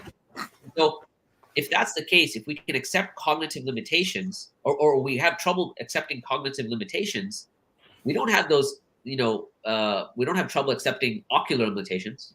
Like we don't say like, oh, I can't see what's going on, in my neighbor's house. Like, oh, why can't I see it, right?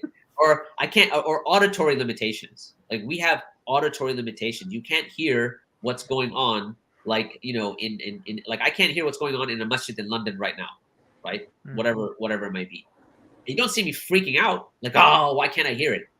For some reason, when it comes to those cognitive limitations and those that have no alternative, right? It's uncomfortable, it's very strange. But we have to accept that we have cognitive limitations. And I remember a Christian once came up to me when I was in Canada, and he says, look, what's your response to free will, predestination? And I told him what I mentioned. He said, oh, so you believe it's a contradiction?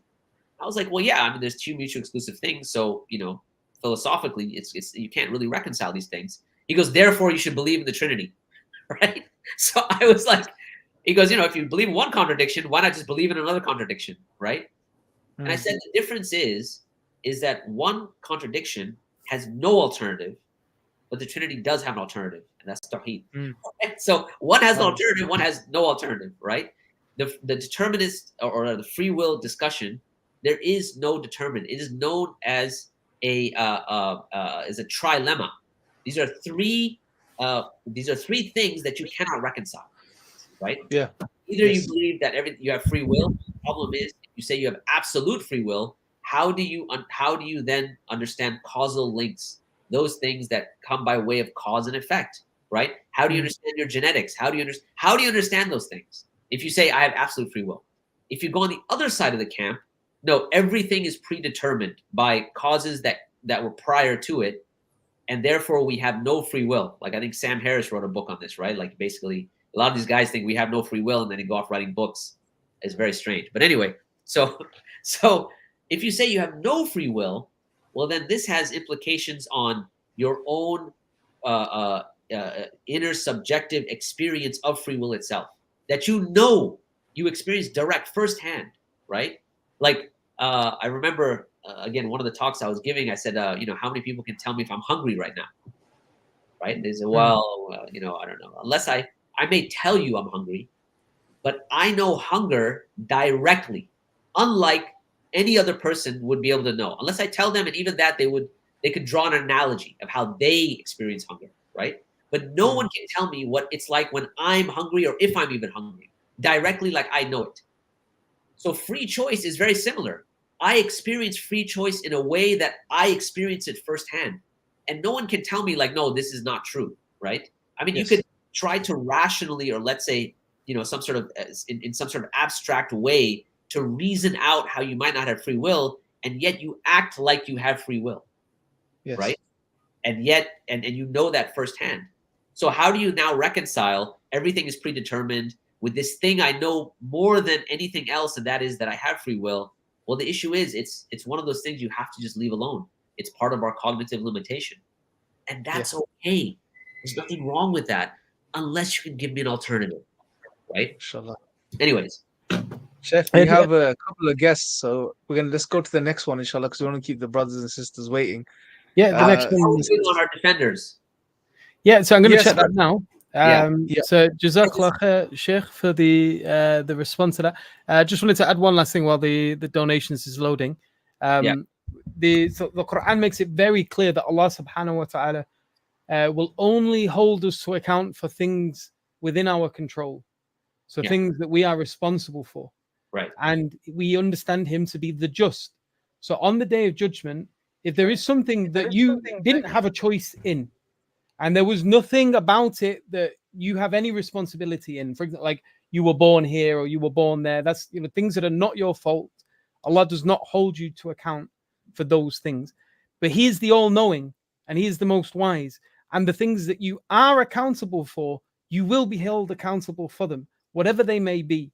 And so it is your job to just assume from the get-go, everything that you're doing is something to some degree within your control, and behave as someone who takes accountability.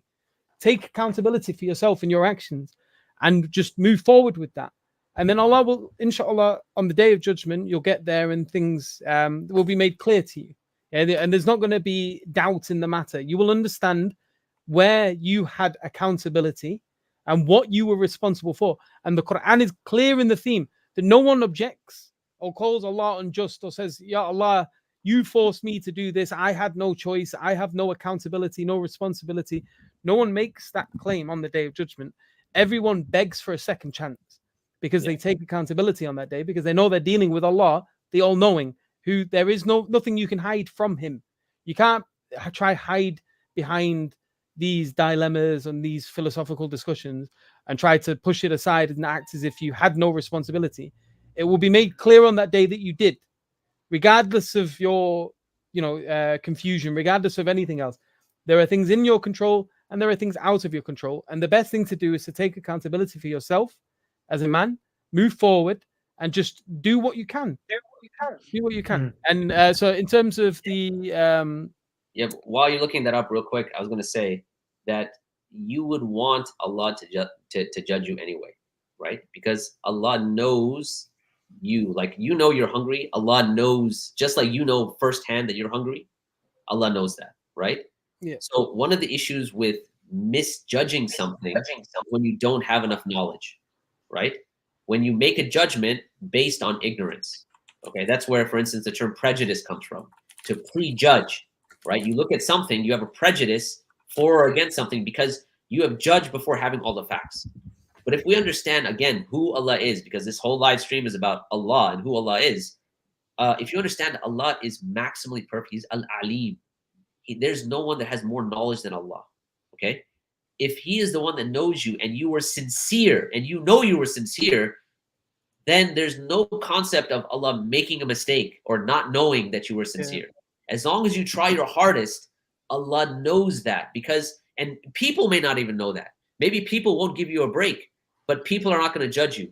Allah, the one that knows you, knows that you were sincere, knows you were trying your best, knows that, yes, you're a human being, you're going to make mistakes, but he also knows that he is, that you tried to come back to him. And coming back to Allah, this is for the brother that was on, it is not as maybe as daunting as you may think it is, right? It is simply coming back to Allah and saying, oh Allah, I made these mistakes, but I'm human. And I ask you, by the fact that you are the most merciful, that you forgive me for those mistakes. And I'm going to try harder to be better and closer to you. And what you find is that Allah is ever waiting. The concept of tawbah, very interesting. Tawbah means to turn, right? When do you make a mistake? When you have turned away, in a sense, right? Like, you kind of sometimes do it in a type of ignorance. Because if you knew every single deed that you did, right? Like before you're about to do something, the exact reward and punishment, like as soon as you would never make mistakes, right? If you knew the second I pick up this thing or I do this thing, this is the punishment I have waiting for me, no one would make mistakes. And so the point is that where we make mistakes, where we actually sin, is when we have a type of disregard for the divine, right? And so that's why is Tawbah called Tawbah? It's to take that attention that you haven't been paying to Allah all of these, let's say 11 months, and now Ramadan's here, and now you're turning back to Allah. And so you're turning back to Allah. Allah is there, ever ready, constantly turning back. And that's why Tawbah is about turning back. You weren't paying attention, now you've paid attention to the divine. Allah is Tawwabur Rahim. He is ever turning and just waiting for you to come back. SubhanAllah. Sheikh, Jazakallah khair. Yusuf, let's get a quick update, bro, and let's then go to the next. Unfortunately, we've not had anyone sign up other than the two that we've had so far. So we'd like to implore you now, brothers and sisters, if you are one of the many that are watching, please do consider backing us with a monthly support of at least £10 per month today. As it's been made quite clear, this is roughly works out to about 35 pence a day, which is next to nothing. And if you pay for Netflix or whatever it is that you use for streaming, £10 a month is nothing. You could set that up and not even notice it coming out of your bank account on a monthly basis. And this will help support much of the great work we are doing, including the learning platform, where we've got multiple courses on there, all of which you can access for free. You can access our Lighthouse mentoring service, where you can book a private one-to-one meeting. So if you're one of the brothers or sisters that are struggling with certain doubts, for example, if you want to discuss the free will versus thingy in more depth with us, you could book a meeting and you could have a discussion about this. If you've got other doubts related to ethics or, Allah's existence or the names and attributes of Allah, or, so on, whatever the doubts are, there are brothers and mentors set up to discuss these things with you, help you overcome them, and to call you back to the deen of Allah subhanahu wa ta'ala, all completely free. We've got books you can access for free. I'll show you the website now. All you do is you go to sapiensinstitute.org and you can get access to all of these things here. So the courses, again, you notice each and every one, bring that up, is completely free. And these are courses we could charge for, but we don't, because we don't want a barrier between you and the material that we're producing. It's high quality content, all of it completely free. So if you go here, you can look at our books. Again, all of them free. You can download them now, right now. So there's the No Doubt course. If you prefer reading books, you can get the PDF for free. You can put that in there, that'll download, and you'll get a copy of the PDF instantly without having to pay for it. If you prefer printed copies, you can get them from Amazon, but there is a cost if you get the printed copy, because Amazon charge for the printing and for the delivery, but we don't make any profit from that. So do check that out. If you want to become one of the defenders, go to sapiensinstitute.org/defenders. You'll see that on the screen now. It will be linked in the live chat if you're on YouTube. It'll be in the comments and on the video of this and on Twitter. Or you could just type it in the website, go to sapiensinstitute.org/defenders, and subscribe to at least £10 a month today, brothers and sisters, and help support the great work we're doing, and inshallah share in that reward. But if at least we can get at least one of you now to jump on and sign up for a monthly donation, we can see that as it happens live. That would be great. Jazakallah khair. Also, just to add Yeah. to what Yusuf was saying, we have the Hamza's free book, Loving the Most Loving, inshallah. Anyone that donates will get a free copy of that signed by Hamza as well, inshallah, as a gift, inshallah, for signing up. But brothers and sisters, look, this work is very important, mashallah. You know, I'm sure you guys realize the importance of this. You've been joining us for the past 2 live streams. Make sure you support this work. We haven't hit our target, not just tonight, but just our general overall target. Yeah, we're looking for 2,000 defenders this Ramadan, inshallah. That's 2,000 of you to support this work, inshallah, by giving just £10 a month, inshallah. £10 a month is 35 pence a day, brothers and sisters. I want you to really consider this and think about this. If you have been blessed with enough to buy a cup of coffee every day or every other day, then you need to ask yourself the question, is it worth me sacrificing 2 cups of coffee a month, not a week, but a month, to support this work? And what are you doing by supporting this work? By supporting this work, you are building your own akhirah. You are funding and contributing towards your own akhirah. And I say this because the money you donate towards Sapience is going to go towards all of these projects that we're running, the Lighthouse Mentoring, the online learning platform, the publications and books that we're producing, the leadership training that we're doing across the world, and so many other things. You're going to be supporting all of this da'wah work for the sake of Allah. And whenever any good comes out of this, inshallah, which it always does, even if you just take the Lighthouse Mentoring as an example, you know, Yusuf and the team are dealing with many brothers a week. You know, I don't know how many brothers a week Yusuf goes and brothers and sisters they deal with and they talk to on these live sessions. But every single one of them is inshallah benefiting. Many of them, like I said, there's about 85% retention rate. Many of them are returning back to Islam. They are coming back to the deen. They are practicing. Imagine you support this. Imagine you donate tonight, and inshallah, because of your donation, someone comes back to Islam and starts practicing. All of the good that they do, inshallah, all of those rewards will be coming back to you. You can't even begin to imagine the amount of rewards you could be standing on the Day of Judgment with potentially. If you can just sincerely, what it's going to take is you sincerely making that £10 donation tonight. And if you can't donate, then definitely share this live stream on your social media. Just click the share button, get this out to as many people as possible, and help raise the awareness, inshallah, so more people can come and inshallah donate. And again, if someone comes through your share and they donate, you get the reward of that as well. You know, the month of Ramadan is a blessed month. It's a month of blessings. You know, it's a month where rewards are multiplied beyond our comprehension. We know the Prophet ﷺ was the most generous human being, but in Ramadan, he was even more generous. He was the most generous compared to his generosity. So, and this teaches us that the Prophet ﷺ was generous for a reason. He understood the importance of this month, the importance of giving in this month and sharing in this month. So support this work, brothers and sisters. Sadaqah does not decrease wealth. Charity does not decrease wealth. Support this cause, inshallah. Go to sapiensinstitute.org/defenders. Donate £10 a month, inshallah, and share this live stream, inshallah. Let's go to Said, who's on the stream already.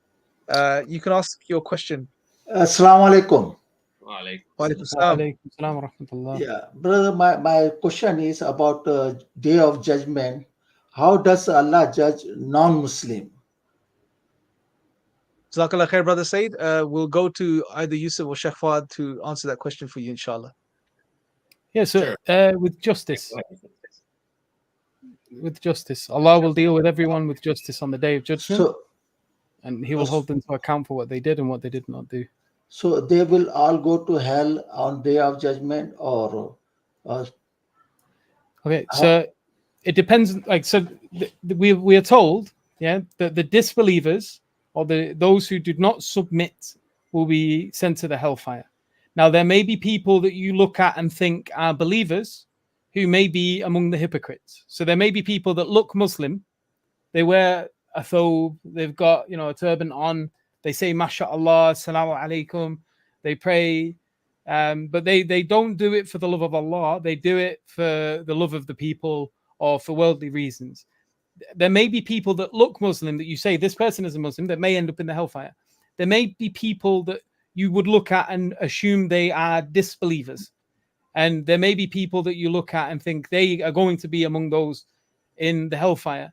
But Allah may consider them believers. For example, there's a hadith that talks about 4 people that will have an excuse on the day of judgment.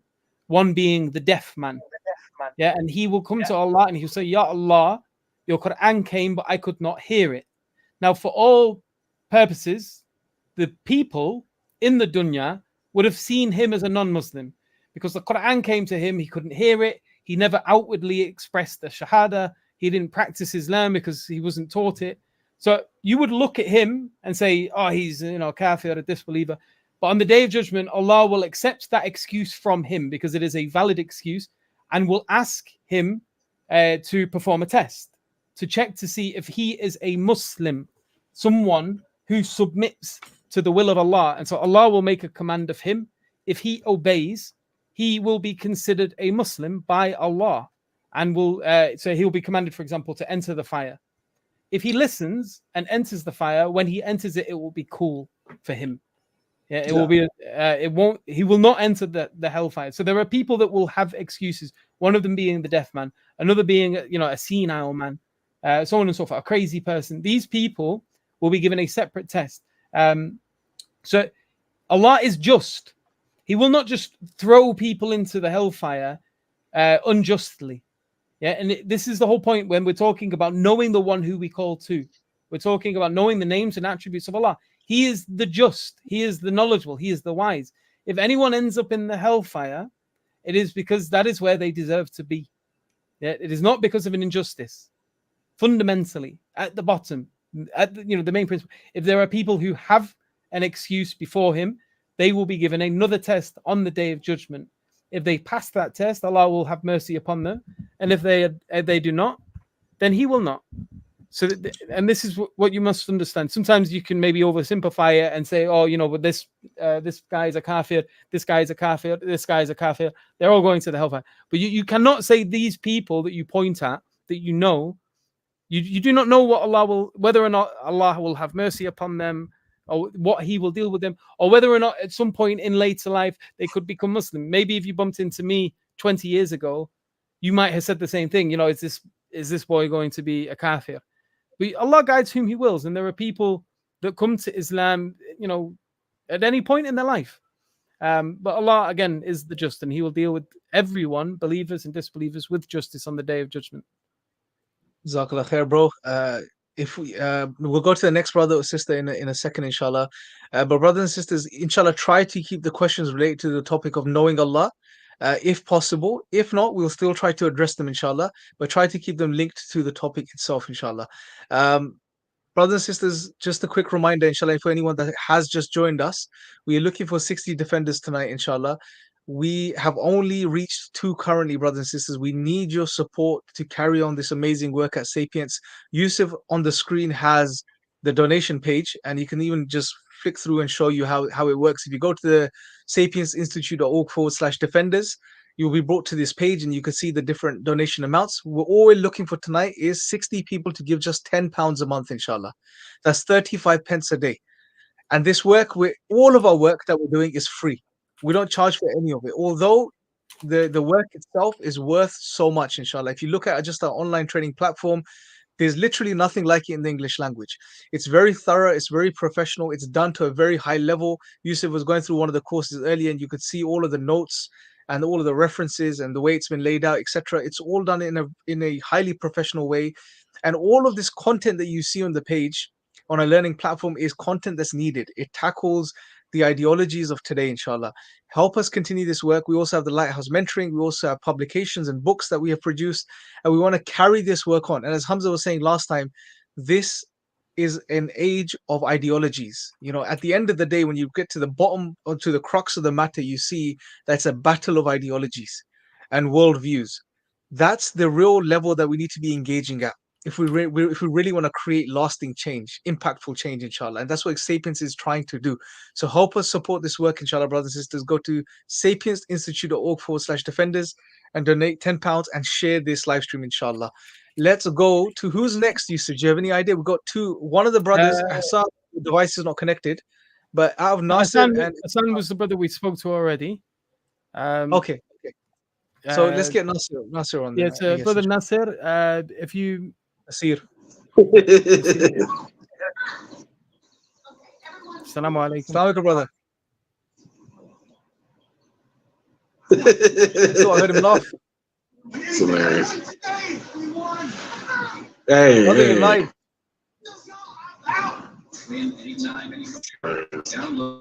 Alaikum salam. Assalamu Alaikum salam. Brother, do you have a question? It's a soundboard. He's just got a soundboard. Okay. Fair. Expected.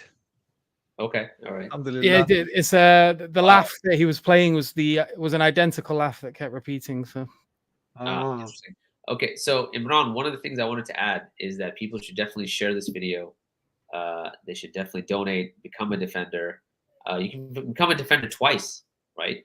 It's not that you can just, you become a defender and then that's the end all. You could have 2 or 3 or 4 donations, right?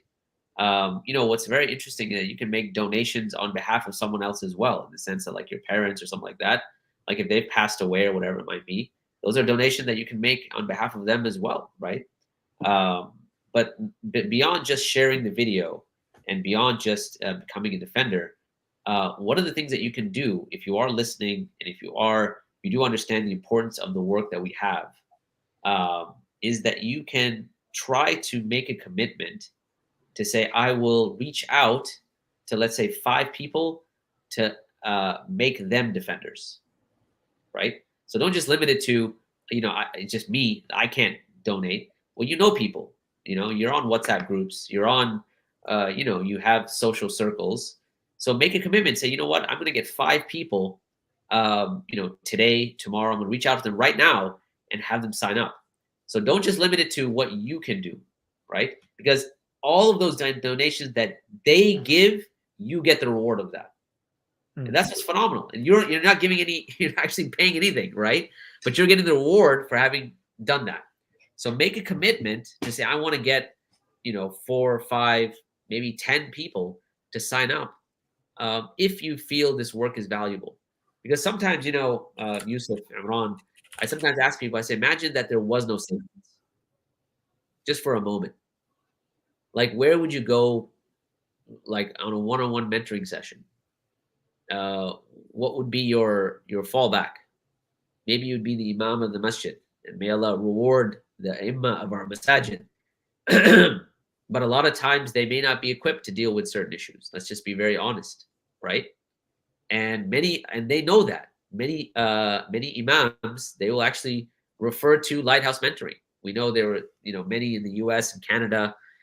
I'm sure it's the same in the UK, where they say, you know what, this is maybe above my pay grade in a certain sense.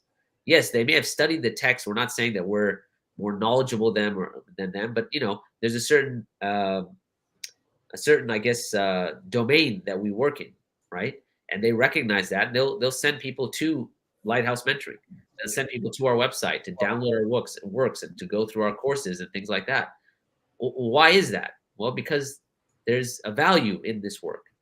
Now, if it wasn't here, I can tell you, Yusuf, how many people have actually logged on to, I don't know if you can answer this right off the bat. How many people have logged on to Lighthouse since its inception? Do we have any sort of estimate? How many would you ballpark it? Thousands now. Thousands. Yeah, so I can tell you. Bear with me. What I'll do is I'll have a look at how many approved appointments there's been. Sure. But what my point in mentioning that was that those thousands of people that have logged on, that have navigated through either doubts or they've come back to Islam, that might not have been the case. Allah knows best, right? I mean, Allah is the one that knows best. But there's now a resource that people can now come to. People that are having trouble with their own children. People that like my son, he's now 23. He has a job, but he's an atheist now. Okay. Now there's a resource. Like a lot of times what happens is there's a type of image when it comes to going to the masjid and speaking to the imam. I always tell this, I mention this to Muslims. I say, when you invite, let's say, non-Muslims to the masjid, imagine someone inviting you to a church. How how inclined would you be to go to the church, right? You're not going to be like, yes, let me go there and immediately go talk to, their priest or, the preacher or whoever it may be, right? You would be a bit kind of, you know what, let me just take a step back, and I don't know if I really want to engage with that. But if someone gave you a resource like, look, you've got questions, here's somewhere you can log online, you can have a one-on-one discussion, no judgments, nothing like that, and you can just be earnest and be yourself. How many more people would engage with that? So someone that's really doubting their faith, one of the impediments, for better or for worse, may be the fact that you need to send them to the masjid. That's unfortunate, but we now have a solution for that. The issue is that solution can only work, obviously, after the help of Allah subhanahu wa ta'ala, with your support. And that support doesn't mean not only financial support. We want you guys to make dua for us. This is the month of Ramadan. As you are, you are getting up for tahajjud, praying in the last third of the night, or you're praying at night, the tarawih, that as you're making dua for the brothers and sisters in Gaza, for the brothers and sisters in Kashmir, in Burma, in all across the world, wherever they may be, right? In Sudan, many people don't know what's going on over there, but there's, people that are dying, day in, day out, and they're going through, a water crisis, a food crisis. All of these du'as that you're making for the ummah, add us to those du'as, right? Because like Hamza had mentioned, you are finding that people they may be missing food and water. They may be dying physically. People in Gaza, yes, they're dying physically. But guess what? There are people who are dying spiritually. And a spiritual death is infinitely, and I'm not saying that like hyperbole, infinitely worse than a physical death. If you physically die upon Islam, in fact, if you physically die upon Islam and you are shaheed versus dying upon non-Islam, well, which one is better?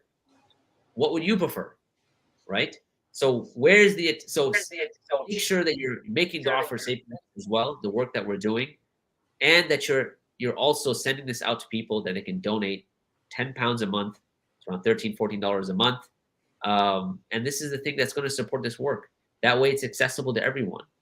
And this is something that's extremely important for not only, us for Sapiens, but it's important for you, your akhirah, right? The people that you save.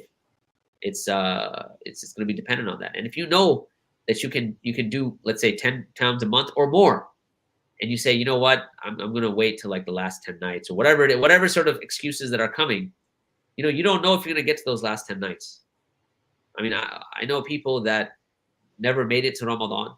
There were people that were here last Ramadan that are not here this Ramadan. People very close to myself personally. Last Ramadan, they were here. This Ramadan, they're not. Some people that actually passed away in the month of Ramadan last year. So we don't know. And the brother was asking about, do all non-Muslims go to hell or whatever the question was.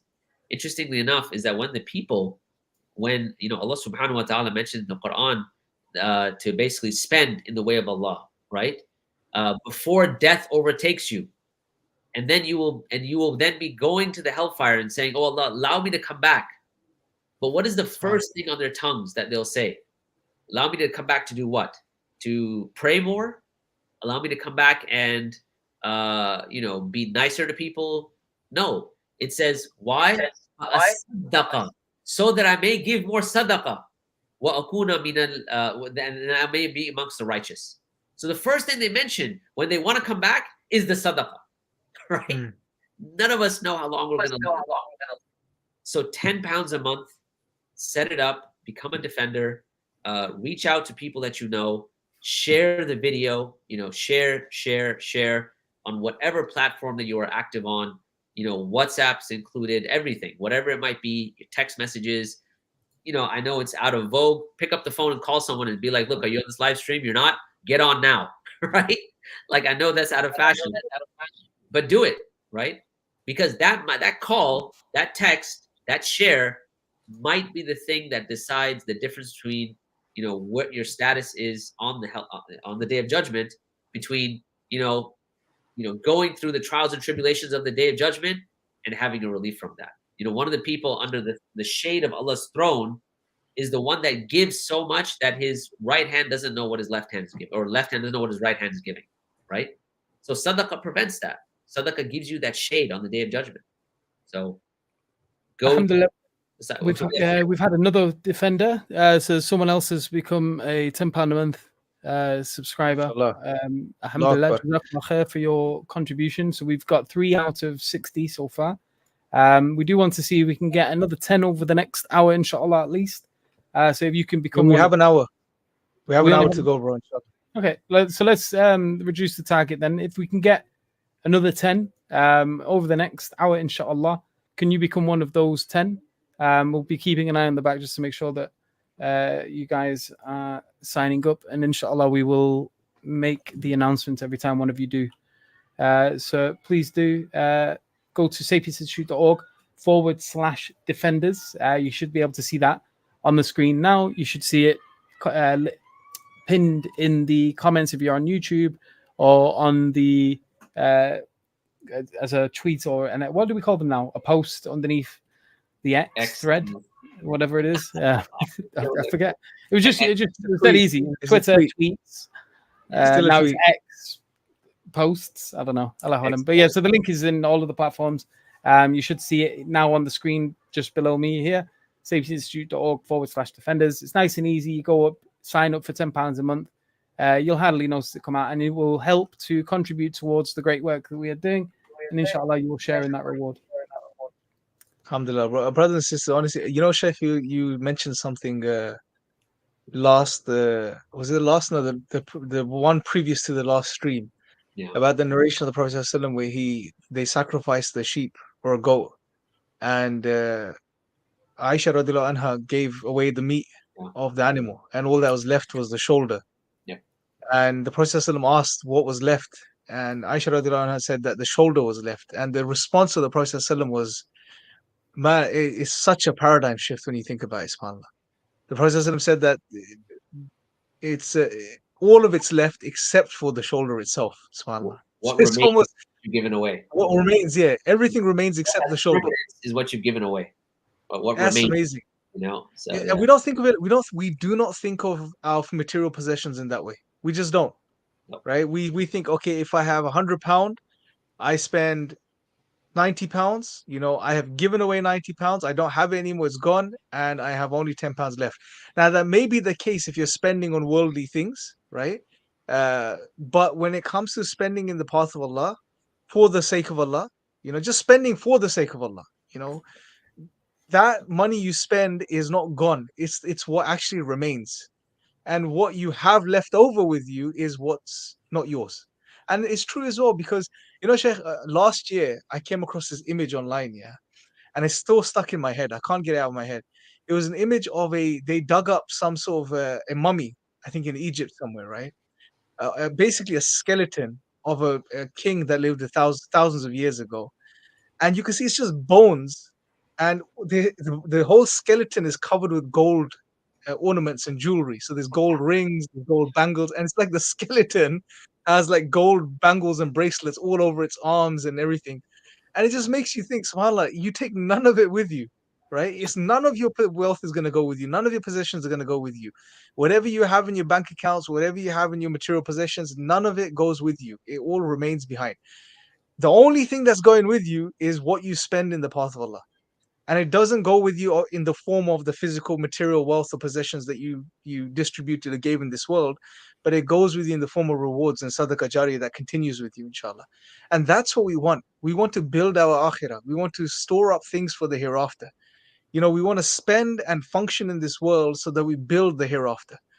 And this is the opportunity. It's occasions like this, is opportunities like this, where you can say, you know what, I'm going to take a small portion of what Allah has given me and spend it in His path. And I'm going to do it especially in the month of Ramadan, because we're blessed to be in this month. We're here right now. Give it in this month. Spend a little bit in the path. And this is one of the qualities of the people of taqwa that Allah outlines in the Quran. Those who spend from what Allah has given them, what Allah has blessed them with. A small portion of what Allah has given them. Spend that in the path of Allah, and it's not going to disappear. If anything, Allah is going to multiply, as Allah tells us in the Quran, many times over, many-fold over, in ways you can't even imagine. Just spend that money, spend that small amount for the sake of Allah. Just do it with the right intention. Spend that £10 and just forget about it. And once you forget about it, you will see, inshallah. And how many times do we spend stuff, 50 pounds, 60 pounds, 100 pounds, and we just don't even remember. After a couple of days, a month or two, we forget. Yeah. And a lot of times we spend this money in things that may bring immediate pleasure in our lives, but add up to nothing really in the long term. Why not spend a small amount of what you have in the path of Allah for such an important cause? Because this work that we're doing at Sapiens is integral. It's helping us, the Muslims, the Muslim community, right? Sheikh Fahd, I want to bring you here in again and just talk about the ideological aspects of Sapiens and the fact that we're trying to deal with that root cause, which is the ideological warfare that's taking place currently in the world. It's a battle of ideas, really, at the end of the day. And that's what most people aren't aware of. The masses aren't aware of that the real fight, the real battle, is right there. Deep down at the grassroots is a battle of ideas. Yeah. And bad ideas need to be replaced with better ideas, basically. Yeah, I mean, it's like Hamza said. Is like, look, when we look at the example of Gaza, yes, that supplies of food and and water, those sort of things that people need that, right? But that is a band-aid on a bullet wound, like you said, right? Because what we need to do is actually deal with the problem in and of itself, and the problem is not one of material; it's about ideology, right? And Zionism is an ideology, and it's an ideology that has to be fought with a better ideology or a better idea, right? And of course, that the one thing that can dismantle Zionism at its core is the truth, is Islam, right? And so but in order to do that, we need support. I was going to say, not only does giving for the sake of Allah, not only is it a paradigm shift, but it also gives you a type of identity as well. Like if when you give for the sake of Allah, that this is something that you are now fortifying, or you're now giving a proof for your iman. And that's perhaps why the Prophet ﷺ said, as-sadaqatu burhan. That sadaqah is a proof, right? It's a proof of your iman. In fact, what's very interesting, linguistically, the word for spending is infaq, right? The word for hypocrisy is nifaq. The difference is one letter, right? Between infaq and nifaq, right? So you spend that one letter, you basically give that letter for the sake of Allah, you give that donation for the sake of Allah, and it's like you're moving a step further from nifaq to belief, right? And it's rooted in that. It's one of the things that we have to understand is that no one is safe from nifaq, in the sense that all of us need to have a moment of introspection and say, are the things that I'm doing that are hypocrisy, right? No one is safe from it.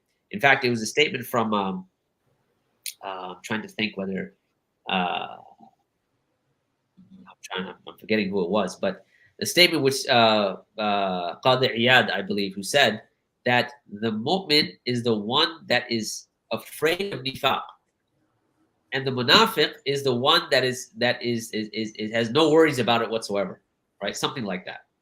And so therefore, to be always on guard, like to be, to say, okay, well, do I have any semblance of nifaq in my heart? It's a proof of your belief, right?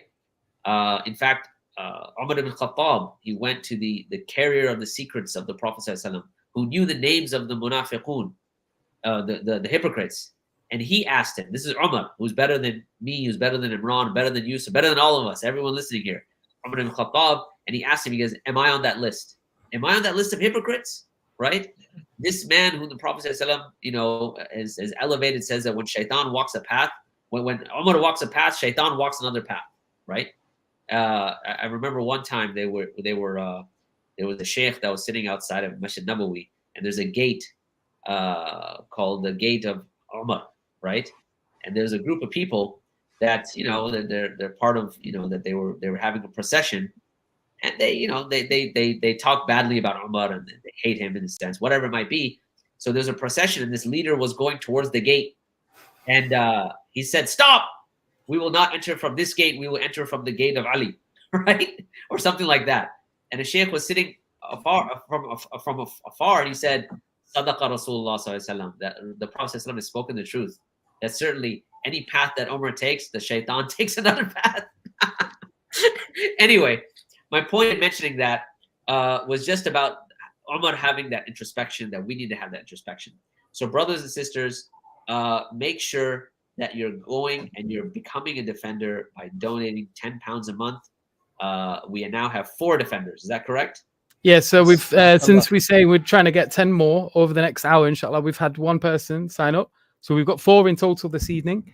If we could try to get another 9 over the next hour, that would be perfect, inshallah. Jazakallah khair for becoming a defender. Yes, not 9, I think we should be able to do it. If we have, how many people are on the stream currently? We have, well, it says 210 watching live right now, inshallah.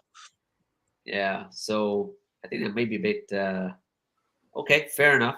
So if we can have some of the 210 to reach, for some of you to donate, set up a donation now, inshallah, to get £10 a month. And then for the rest of us, for the rest of you who are online, to share the video, to share this live stream, and get the word out there, right? So I think Sister Fatima has mentioned to share the link. Share the link. There's only 28 on YouTube. So so because this is on several platforms, right? So on the YouTube, I think she's referring to the Sapiens YouTube. There's 28. So if you guys are watching on the YouTube, please definitely share this. Let's get the YouTube numbers up, inshallah. Yeah. Sheikh, I want to quickly ask you something in relation to this. We all think like this at certain times. We think, okay, we're just at the beginning of Ramadan. It's only 5 days or so in. I want to be spending or giving in the last 10 nights of Ramadan, right? So I know the brothers and sisters here, they definitely understand the importance of this work. They know it needs to be done. They realize the value that we're giving, inshallah, and all of this amazing content that's for free. But they're saying, you know what, I'm going to hold off till the last 10 nights. Is there anything you can share with us that encourages us why we should give now, right now, as opposed to waiting? Right. I mean, I think we kind of spoke about it earlier. And that is, we don't know when we're going to meet Allah subhanahu wa ta'ala, right? If it is a pure favor from Allah if He allows us to reach the 10 nights, right? I mean, outside the month of Ramadan, it's a favor of Allah subhanahu wa ta'ala. It is fadl min Allah that He allows us to reach Ramadan. Now, to go beyond that, it's a favor of Allah that He allows us to reach the last 10 nights. We may reach there, we may not, right? Now, I know that we tend to think of these things like, okay, well, I mean, most likely we'll get there, or whatever it might be. But at the end of the day, you really don't know. And you don't want to be in the situation where, you miss the opportunity. Because at the end of the day, we're still in the month of Ramadan, right? We're still in one of the most blessed times of the year. And if that's the case, you'd want to now do as much as you possibly can and stretch yourself. I mean, we speak about the Prophet ﷺ saying, "Ma naqasa malun min sadaqa." But in one narration of that hadith, the Prophet ﷺ mentions that uqsimu alay thalathatun uqsimu alayhin, that there are 3 things, and I swear they are true. Right? Now, the first thing he mentions is ma naqasa malun min sadaqa, that sadaqa will not decrease. Wealth will not decrease when you give sadaqah. That's the first one. People generally don't inquire about the next 2, though, right? And this is what I find interesting. He says that number 2, what's the second thing? The more you give, the more Allah will honor you. And I want us to think about that just for a second. Let's say you start the donation now of £10 a month. You get to the last 10 nights and you give another £10. Let's say you give it as a one-off, right? Or you start another donation, whatever it is.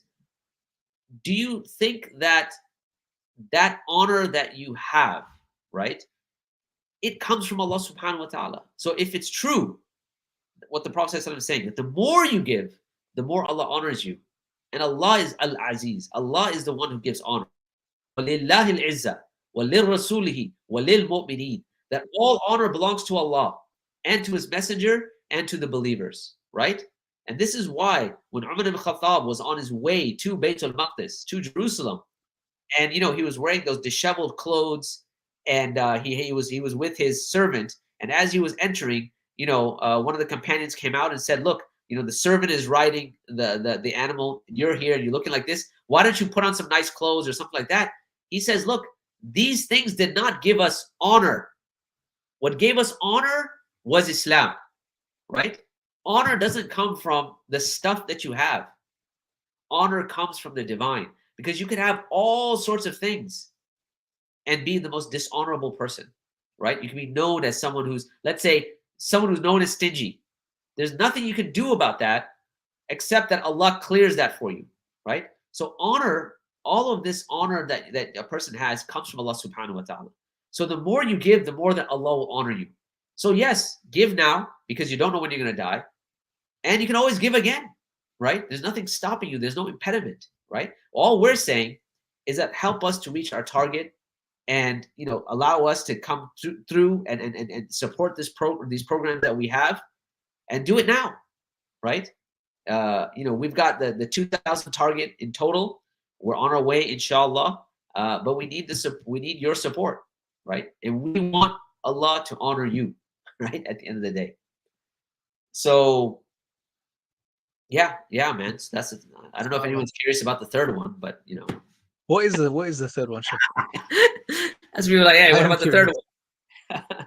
So the third one is the Prophet sallallahu alaihi wasallam. He said that there's a servant that Allah, the servant of Allah, that people turn to give, right? So people that know, like, they're wealthy or what they have, so people turn towards that person to give, and that person doesn't give. So Allah then opens the door for that person to lose the wealth anyway. Wow. So the person knows that they can give, and they don't. Wait, so this is about the people that can give and don't give. Don't. Is that what you? And No? when they're asked, like they're told When that they they're- can give, right? And they don't, they refuse, then Allah opens the door for them to lose that wealth. And there's actually real stories about this, right? Obviously, these are anecdotal, but I remember a brother, like, he said he went to a fundraiser and he said, like, what did he say? He said, I had about $500 in my bank account, and I was like, I was listening to everyone, and they were saying that you should give. He goes, for some reason, I said, I'm that's good. I'm not going to do it. He goes, what happened was, on the way home, I got a speeding ticket for like $300.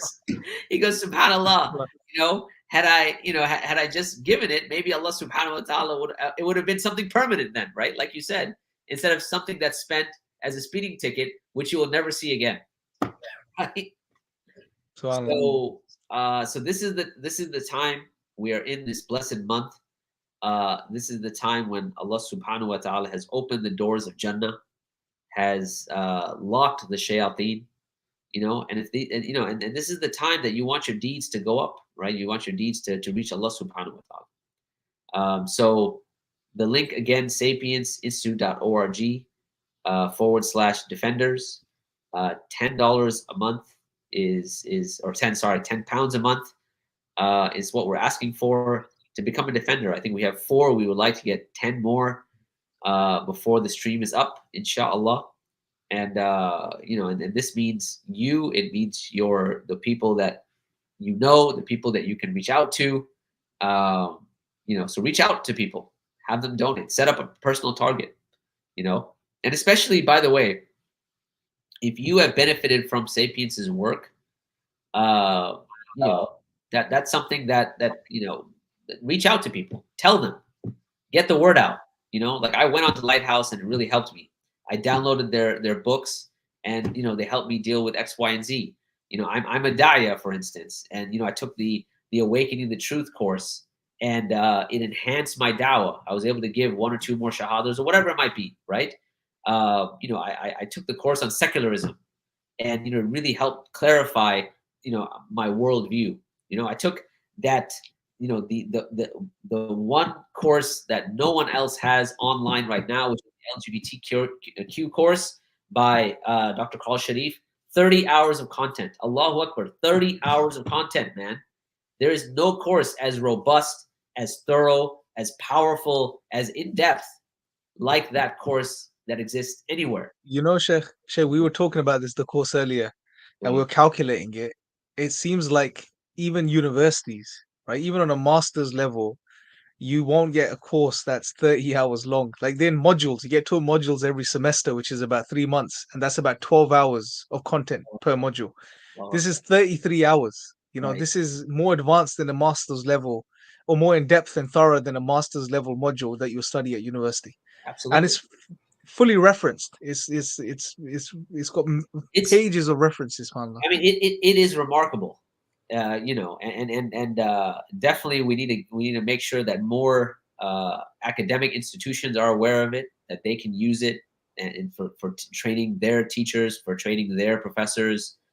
It's a resource that's out there. It's a resource that, guess what? It is available to everyone for free, right? Mm. But in order for it to be free, to stay free, to make sure that everyone has access to it, we need your support. You know, this is a course that should be in every academic institution. Should be in every academic institution across Pakistan. Let me put it that way. Yeah, Right. don't know if that's gonna happen, but at least we've got it on Sapiens, and it's free for everyone to, inshallah, download and, If you're and at for LUMS, students to access as well, wherever you are, inshallah. if you're at LUMS and you know, and you benefited from our brief foray there at LUMS, myself and Hijab, you know, you've got a resource to now come back to and say, you know what, when you do have people that are criticizing, let's say what Hijab had mentioned at LUMS, now you have the academic backdrop to be able to deal with it, right? Those resources are there for you to learn from, to translate. Like we understand the resource in English.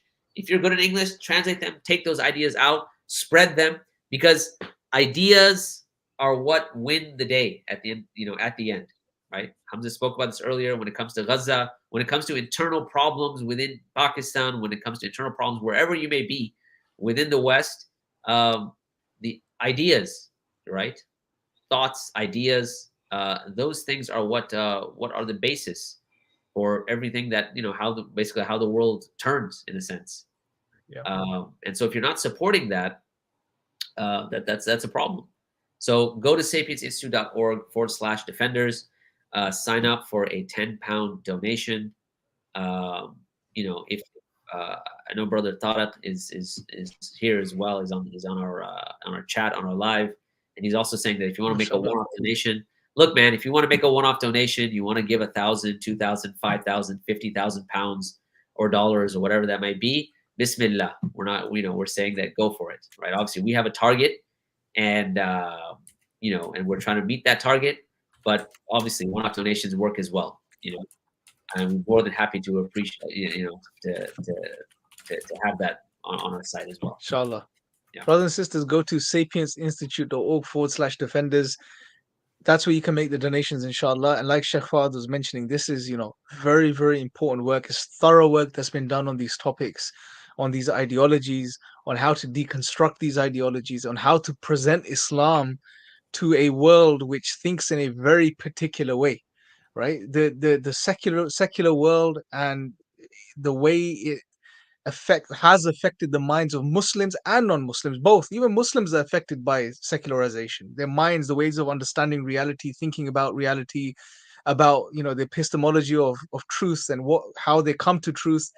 Muslims are affected as well. We don't like to admit it, but they are, because we grow up in this world and we go through the same education systems, etc., and we're indoctrinated in the same way.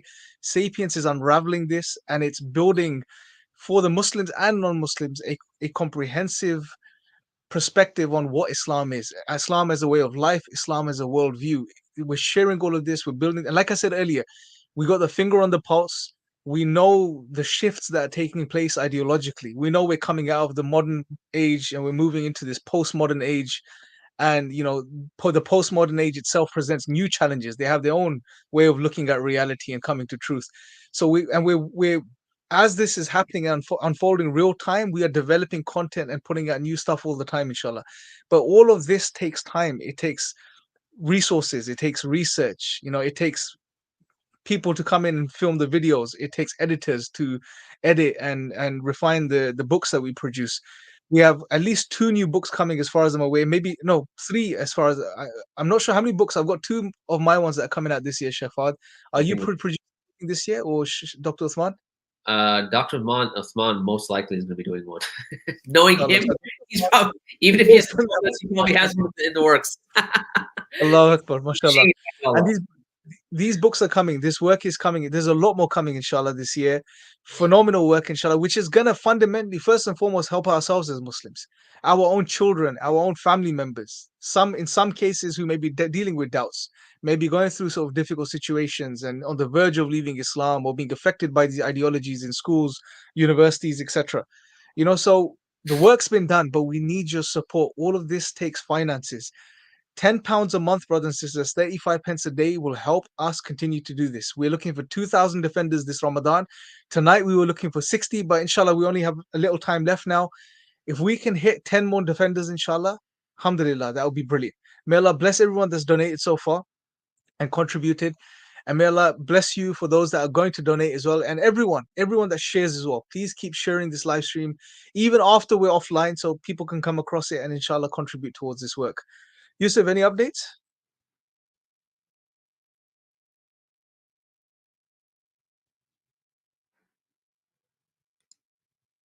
You're muted. Yeah, sorry, I was just saying, yeah, brother Hassan, who was on earlier, is just in the back. He just wants to jump back on and ask one more quick question. I'm going to limit you just to a few minutes, Hassan, brother. But Bismillah. Assalamu alaikum again. Do you want to give your update first quickly, bro? Any back-end updates, inshallah? Yeah, so with regards to the updates, we're still on 4. Let's try and get to 10, inshallah. So I'll just put the little ticker at the bottom. If we can get another 6, or more, if possible, over the next 40 minutes or so. What time are we finishing? Are we going for 3 hours? Imran, we're finishing at 10:30, bro. So we've got literally 10:30. 40 minutes now, inshallah. Okay, so in the next 40, let's see if we can get another 6, inshallah. So we want to try to hit 10 at least minimum. So please do sign up at sapiensinstitute.org. You should see the link at the bottom. But assalamu alaikum, Hassan. Oh, walaikum assalam. Thank you, guys. Sorry, I heard your whole explanation after I got cut off. My phone was dying, so. Okay. But yeah, that answer cleared some things up for me. But to keep it a little on topic about knowing Allah and kind of like my little background on it, that I've noticed that in a lot of the Dawah videos, like when you guys are engaging with atheists and stuff, and a lot, I mean, obviously their questions are, you guys got them down pat, where you already know what they're going to say before they say it. But I've noticed that like they're saying there's no proof for it. They need some kind of physical evidence for it. So I'm curious, like, why don't you guys ever, because for me personally, I'm not from Pakistan, but like my family's from there. So like I was born Muslim, but like I don't want to go too far into my thing because I know you guys are short on time, but I've came back to it, and but the way that I came back to it was by understanding, like I kind of went the other way around, because like I grew up in not a traditional like Islamic family where I was like everybody was practicing constantly, but it kind of gradually went towards that. But I went towards the direction of like, hey, I don't know, like not necessarily atheism, but I didn't know what to believe.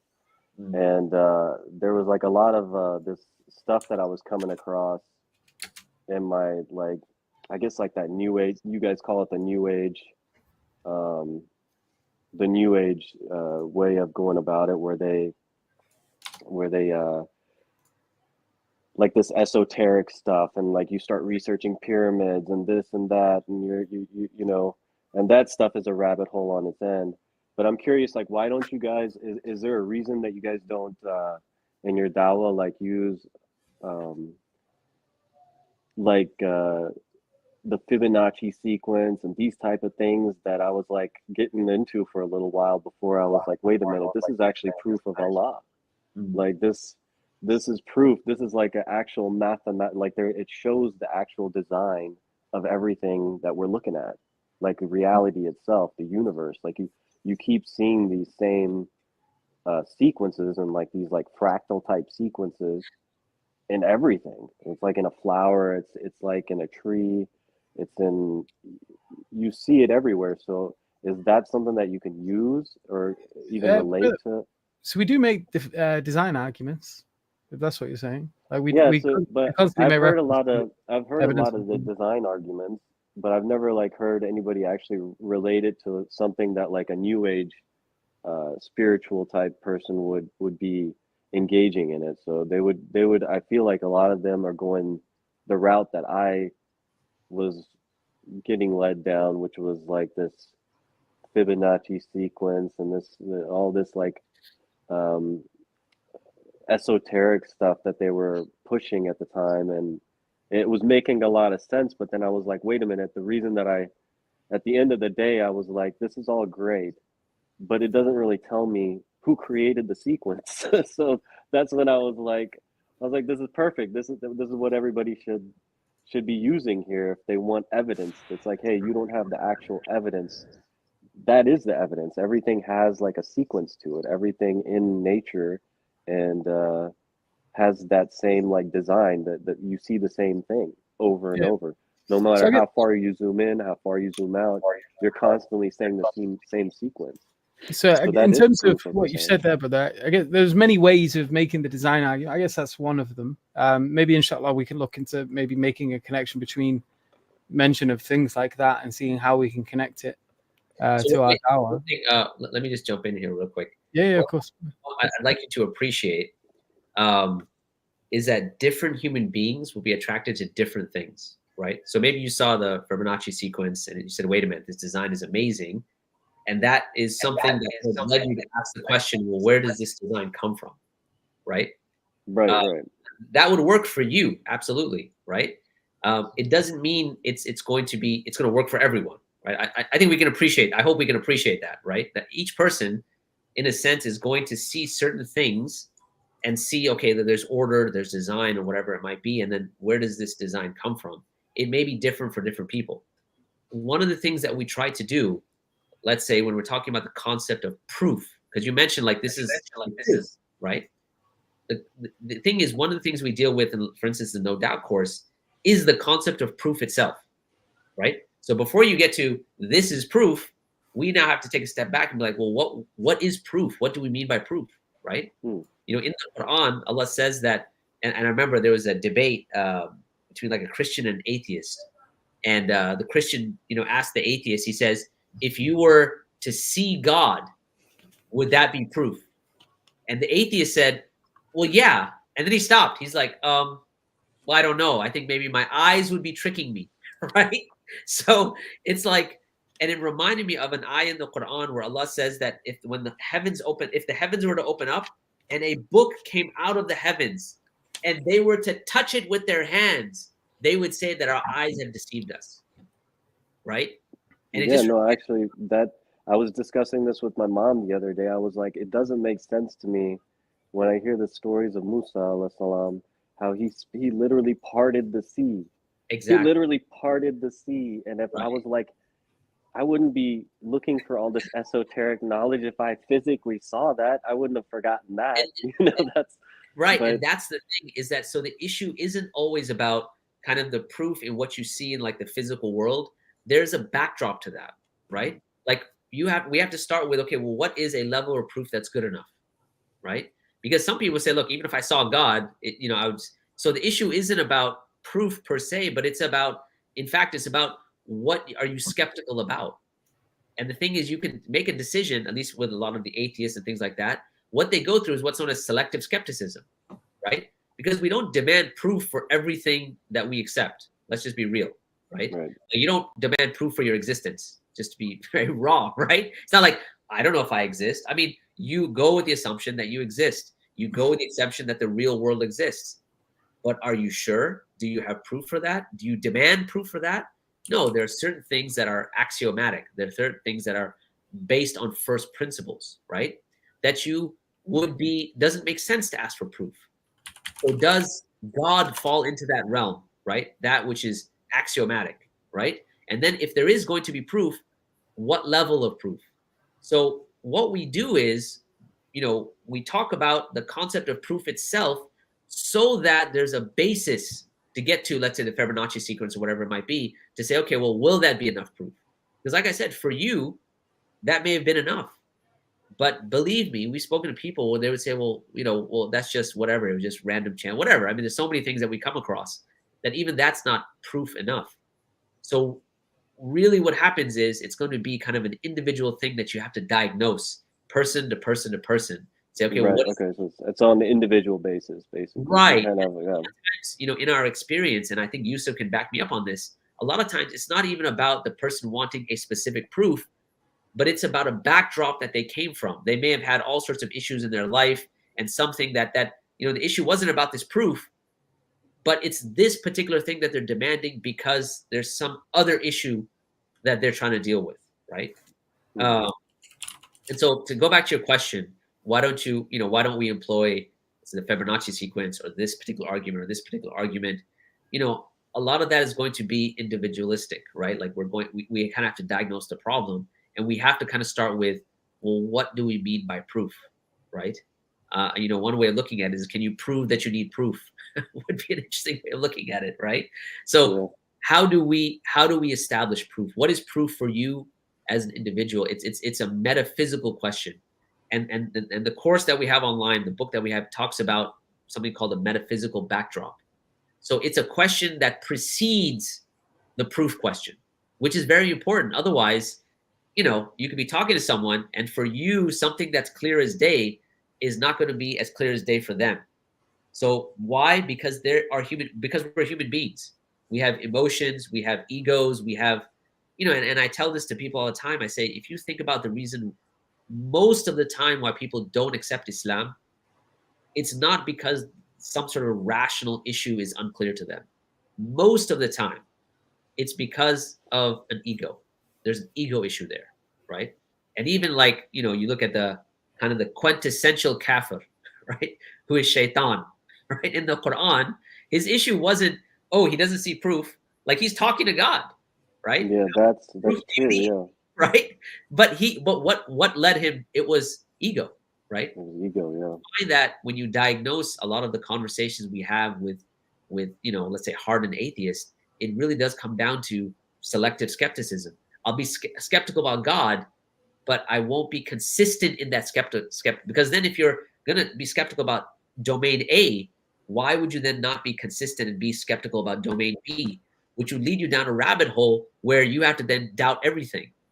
But if you doubt everything, you have to then doubt your doubt, which leaves you intellectually paralyzed, right?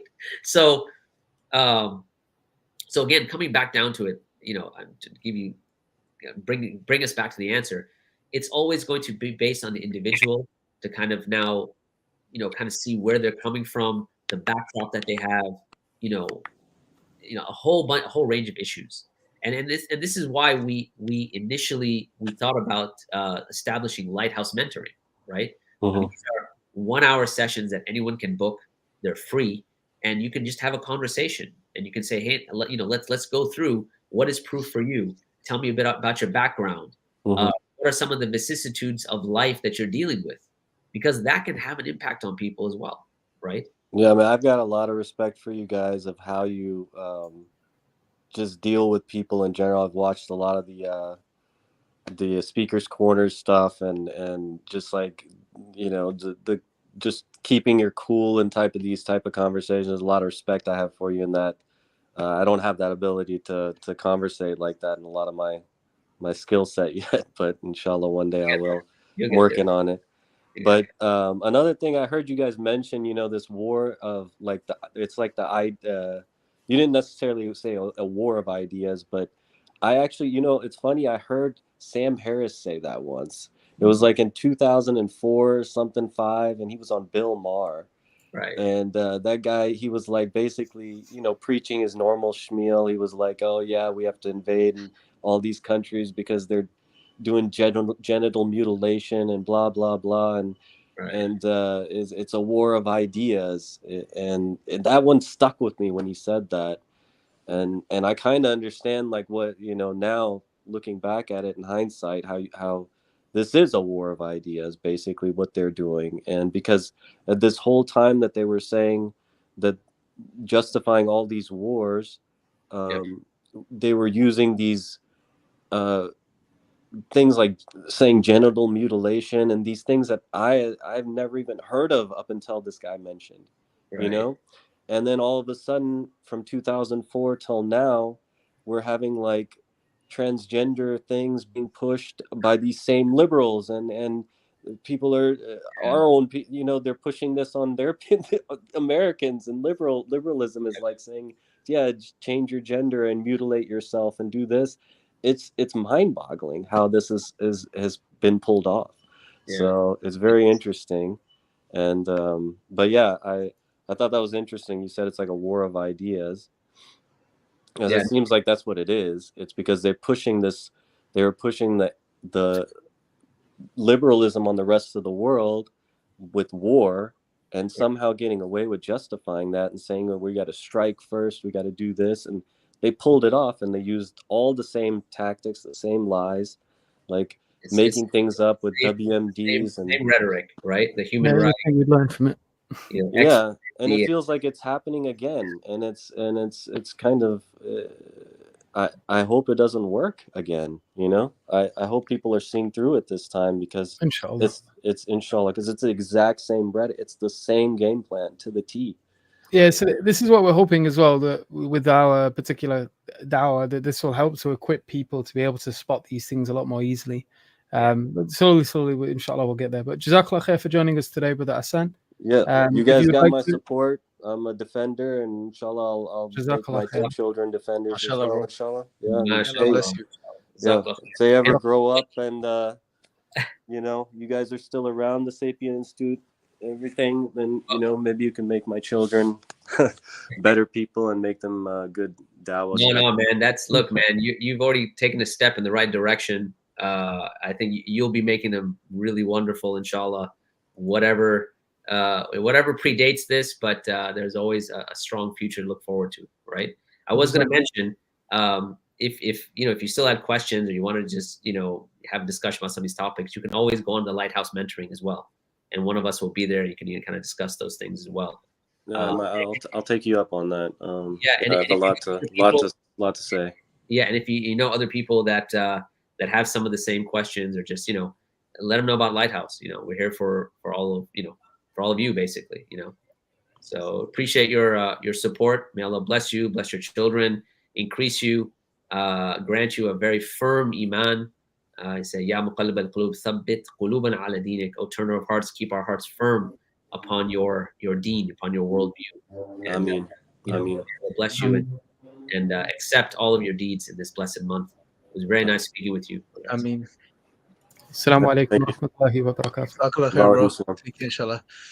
Brothers and sisters, we have literally under half an hour now. We've got about 23 minutes left of this live, inshallah. May Allah bless you for joining in, mashallah. I can see you guys have been sharing. We're up to about 250 live viewers across the board now, inshallah. May Allah bless you for supporting this work by sharing and by donating, inshallah. Help us push this last 20 minutes, brothers and sisters, inshallah. Let's see if we can get to 10 defenders tonight, inshallah. And let's make this happen, inshallah. So take a moment, go on your social medias, just share this across all of your social medias, put in a little bit of extra effort, write a nice little post on top of it, a couple of lines, inshallah. That always helps. So don't just share it directly, put a little post with it as well, inshallah. And also, if you can donate, brothers and sisters, definitely go to sapiensinstitute.org/defenders and support this cause. Alhamdulillah, brother was on right now, and he was mentioning, you know, even people like Harris have mentioned in the past, and others as well. I've noticed this. And they've let the cat out of the bag sometimes by saying it's a battle of ideas, or it's the wars taking place in the domain of ideas. You know, Hamza's referring to the ayah where Allah says, "Wajahidhum bihi jihadan kabira," and struggle with them or against them, a great striving, right? And with it, a great striving. This bihi is referring to the Quran itself. So, you know, we need to struggle with the Quran. We need to carry the message of the Quran, the message of Islam to the world. A sister mentioned earlier that liberalism is going to self-destruct. Maybe it will self-destruct. I wouldn't be surprised if all of these ideologies, New Age ideologies, at some point in the coming years self-implode and break down, because their foundations are shoddy, their foundations are weak. And whatever's built upon weak foundations eventually crumbles. And these ideologies will crumble. But what's going to happen once they crumble? They will be replaced with other shoddy ideologies, right? And the cycle will keep repeating, and that will continue to happen unless we give them something solid, unless we put something on the table for them which is sound and perfect and profound in a way that none of their ideologies, can give them. Islam is the solution. It has strong grounding, it has strong foundations. It is grounded within Allah subhanahu wa ta'ala. It comes from Allah, the creator of the heavens and the earth. Everything is there. Islam is the perfect worldview, it's the perfect way of life. But the thing is, we need to share this with the people out there today. We need to share this with the world.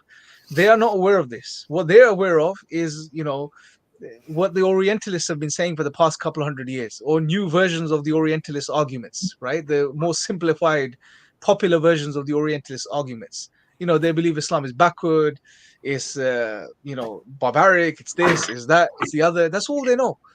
We need to share the truth of Islam with them. But to do this, we need your support, brothers and sisters, inshallah. We have to get to this target, inshallah. I know it's not a big target tonight, it's just 10 we're looking for now, but we need 2,000 defenders by the end of Ramadan. So if you watch this live stream in the next couple of days, definitely go on to sapiensinstitute.org and sapiensinstitute.org/defenders and make your donations, inshallah. Trust me, brothers and sisters, inshallah, as the years go by, we'll appreciate more and more the need for this type of work, right? Sheikh Fahd, going back to you, inshallah. Yeah. Anything else you want to sort of highlight to us in regards to the importance, or maybe a certain aspect or domain of the work Sapiens is doing and its importance in the times that we live in today, inshallah? Yeah, no, I mean, I think maybe like highlight some of the books that we have published, alhamdulillah, right? One of the things is that we live in an age, and I don't want to, over criticize technology, but I always say that if you look at Ramadan, Ramadan is a slap in the face of the consumerist, kind of the consumer mentality and kind of worldview of liberalism. It almost tells it like, look, shut up and sit down. This month is for us, right? So, and one of the things that should allow us to do is actually take time out to read the Quran and things like that. But it also kind of highlights the concept of kind of coming back to like reading books. And the thing about reading a book is that it allows you to engage with content in a way that other sources do not. Okay. And the fact that we publish books, to be able for a person to download those books, to read through them, to think about them, that phenomena, if you are to now take that on, you'll find that is very empowering. And that only happens by way of books. Still there? You have frozen, Sheikh. Yeah. Is that me, Yusuf, or is it Sheikh's frozen? I think Sheikh is frozen. Sheikh Fahd, you're frozen. I don't know Okay. if you can still hear us, you know? inshallah. We can hear you But he still. was mentioning, Oh, you can still hear me. All right. So Yeah. no. So what I was mentioning, if you can still hear me, what I was mentioning was just the what's going on? Okay. The value of a book, basically, right? And the fact that we published the number of books that we have, it's there for free, but it needs support, right? I was just looking at a comment earlier on about Yusuf's book, and I don't know if we can pull up that comment, but it was I can pull up. it'd be great if we could. My computer is totally frozen except for my voice here, so I can't pull up anything. But but the comment was basically, from what I recall, is that they I pulled it up. You have pulled it up. Okay. Yeah, it's up on the screen. You want to just read it out? I mean, maybe have Yeah, Ron yeah, read yeah. it out. Or It somebody says, read it out. "Bye, Brother Dawah time." It says, "Assalamu alaikum, Brother Yusuf. I learned so much from your nihilism videos. I wish I had learned of this earlier in life. I learned that one can be a Muslim and still have this disease of the heart." Right. So I saw that same comment related to your book as well. So there was another comment I think that maybe we have missed out on, but there was a comment related to your book as well, and a number of people commented on your book. As a number of mashayikh, by the way, have recommended your book, and it's actually helping people out of a dark place that they may find themselves in, right? But these things don't happen for free, right? They don't happen. It take time, they take effort, they take research, they take referencing. All of that, it needs support. So I'm going to urge people to go to sapiensinstitute.org/defenders and start a £10 a month donation, right? And become a defender. Absolutely, Sheikh. Jazakallah khair. Books are so important, honestly. And the fact that we're doing these amazing publications, academic, some of these books are very academic, mashallah. These are things that last through time, honestly. I mean, I'm sitting in the Sapiens library right now, and I was mentioning this the other day. We have books here, some of Adnan's old books from like hundreds of years ago. And these authors are long gone. They're dead, buried, but their books are still here. All it takes is for someone to go open one of these books, and you can immediately connect with the ideas of the author. And the author, although he's dead and buried in his grave, can still impact someone living today in the 21st century. It's amazing when you think about the longevity of books. And it's amazing also because even in the very first revelation to the Prophet ﷺ, where Allah says, Ikra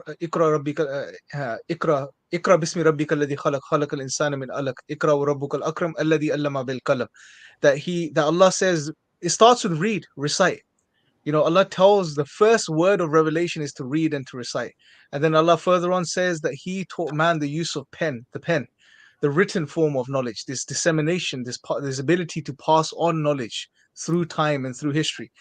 And it's a very powerful medium, and many people today are turning back to reading physical books. What's very interesting, if you look at the research, although we have ebooks and we have videos, people are once again turning back to reading, which is very powerful, So this medium of conveying the message, again, is vital. And again, you see amongst the atheists and the secularists and the liberals and the academics, all of them write, and they write for good reason. Right? They publish for good reason. They have books and written material for good reason. And that's one of the most powerful mediums as far as shaping one's ideas and thoughts are concerned. So we have published, we got over 16 books as far as I'm aware, mashallah, which is phenomenal. And we've got a few more books coming this year, inshallah, as well. So again, if you think about it this way, if you contribute tonight and you give £10 a month, your donations are going to go towards supporting this work. And therefore, your name's not going to be on the book. But alhamdulillah, that's probably a positive thing. That's probably a good thing. Because now your rewards are secure. Because your intention is protected from this perspective. Right? Your name's not there. You don't have to worry about your intention. But you've contributed towards making that book a reality. And that is a powerful form of sadaqah jariyah. I've got this book here, yeah? This book, and I'm sure when I put it up, everyone's going to recognize it. Yeah. Perfect. Yeah. For those that know, right? Sheikh Ahmed Deedat. I mean, for many of us, when we first got involved in the dawah, he was an influential figure, right? And this was one of his seminal books, one of his most well-read books, The Choice. Now, Sheikh Deedat has passed away, rahimallah, May Allah grant him the highest levels of Jannah. But his book, his works, all I have to do is just open this, and I have access to Sheikh Deedat's thoughts on this paper, and that's powerful, and I'm sure in the next 50 years, 100 years, this book's still going to be around. It may still be published. So people will continue to benefit from this. And each time someone benefits from this book or many other books, written for the sake of Allah, for the deen, for the da'wah, the reward is going back to the author. And imagine the person, I don't know, Allah knows best, but maybe there was someone that said, you know what? I'm going to support this work. I'm going to cover all of the money that's going to take for this book to be published, right? And subsequently, every publication, whoever donated towards it and contributed towards this publication, those people will benefit. Yep. Those people will get the same rewards, inshallah. Think about that. This is profound, brothers and sisters. We have 16 publications already. May Allah bless the brothers and sisters that made those publications a reality. Because if it wasn't for your support, those books wouldn't be out today. Sheikh Dr. Uthman would have had his ideas. He may have even written them down on his computer, typed them up. Hamza would have had his ideas, his book, The Divine Reality, he may have written it down. But if it wasn't for your donations and your contributions, these books wouldn't be published. They wouldn't be edited and refined and published.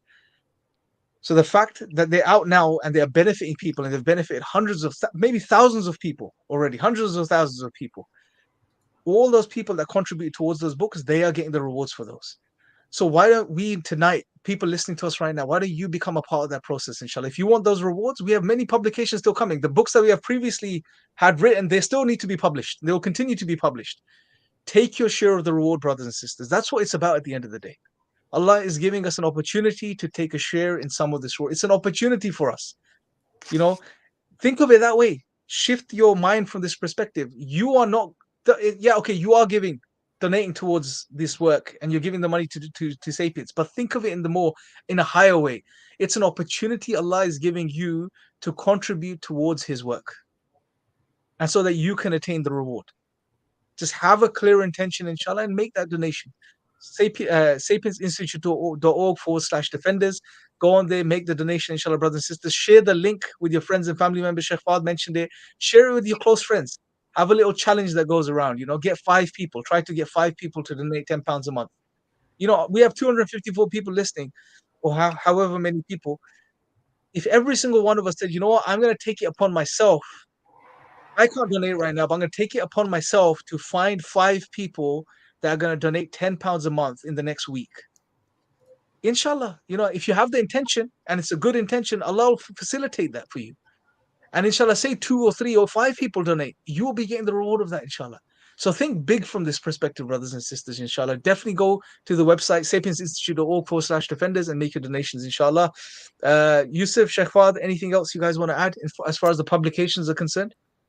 So in terms of the defenders, we've got another 2 that have signed up for £10 a month. Inshallah. Allahu Akbar. So we have 6 out of 10. So we just need another 4, inshallah. Let me update this. There we go. Brilliant, mashallah. So Jazakallah 4 more khair. brothers and sisters. 10 minutes, inshallah. Let's get 4 more brothers and sisters to donate and get us up to 10 defenders tonight, inshallah. And it all adds up, brothers and sisters, honestly. It all adds up. We have a target of 2,000. Each time someone contributes, that target is coming down, inshallah.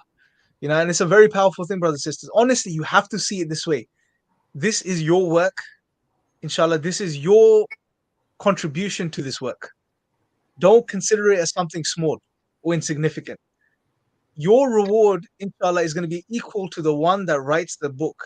If anything, you're in more of a secure position because your name isn't on the book. You don't have the challenge of your sincerity, you know, being my name's on the book. Oh, it's my book. No, but it's still your book, but no one knows about it. Allah knows, because you made that book happen. You made that book come into existence, and so it can reach other people, right? So think about it in this way. This is your work, brothers and sisters. You know, we want to keep this free. All of our services, Lighthouse, online portal, learning platform, the lectures, the trainings, etc., courses, everything. We want to keep everything free. But for us to keep it free for everyone, we need some people. We need 2,000 people to make that small contribution or donation. If you can give more, brothers and sisters. Be selfish from this perspective. You know, say, you know, there's 2,000 defenders. I want to give £2,000 a month. If you can afford it, if Allah's blessed you with that, right? And that's your reward, inshallah. You know, that's between you and Allah. You will see it on the Day of Judgment, inshallah. So don't hesitate, brothers and sisters, right? Reframe this for yourselves. This is not just a donation you're making to, and don't separate it from yourself to a separate organization. I'm giving it to Sapiens, and I have nothing to do with it now. No, this is your organization. This is your work, essentially. You know, everything that's produced, everything that's put out there, every mentoring session that takes place, Yusuf does, helps a Muslim come back to the deen, to Islam by the leave of Allah. You are going to be rewarded for it, brothers and sisters. And it's just £10 a month, 35 pence a day, brothers and sisters, honestly. Right? I was like, do a challenge, man. Go into a local supermarket, Tesco, Sainsbury's, Asda in the UK, and try to find something you could buy for 35 pence. You're going to be in there for a couple of hours. Literally, like, you're not going to find many things at 35 pence. It's 35 pence a day, brothers and sisters. You know, your Tesco bag costs 25 pence now. Right? The bag that you put the shopping in. And there's 10 pence more, and you're contributing towards such an amazing, you're investing in your akhirah. You're investing in something so powerful. You may not have the luxury to give dawah on a daily basis or engage with people. You may be busy, but Allah's making an opportunity for you. This is your opportunity.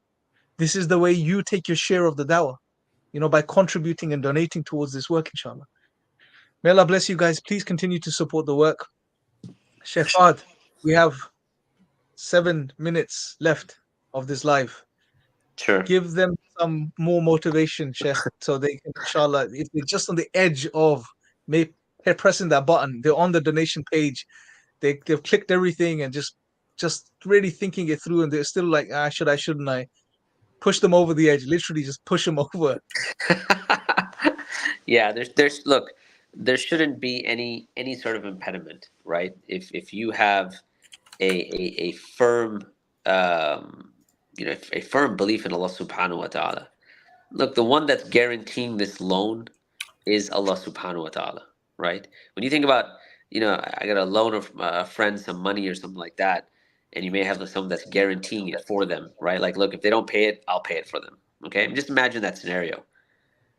Who's got your back here, man? It's Allah subhanahu wa ta'ala. Man dhal ladhi yuqrid Allah qardan hasana. Who is the one that will give Allah a loan? So it's amazing that everything that you have belongs to Allah. Everything comes from Allah. Everything down to your education, to your backdrop, how you acquired the money in the first place came from Allah. And out of the sheer mercy of Allah, Allah doesn't say, give me back my money. He says, loan it back to me. I mean, when you really think about it, it's just how much more merciful can Allah subhanahu wa ta'ala be, right? That Allah is saying it's a loan. And a loan is who's the one that's guaranteeing it? It's Allah. So if you think for a second that, you know what, I don't know if this money will come back. I don't know if I'll ever see it again. I'm telling you now, it's not going to go anywhere, right? And this is not because Fahad is saying it or Imran is saying it or Yusuf is saying it. This is a promise from Allah subhanahu wa ta'ala, right? And that's not a promise you can take lightly, because la yukhliful mi'ad. Allah does not break his promises, right? That's not something, he doesn't go against his word, ever. That'll never be the case, right? It's just now a matter of you going through, clicking the button, depositing, these funds in the hands of Allah. Set it and forget it, as they usually say, right?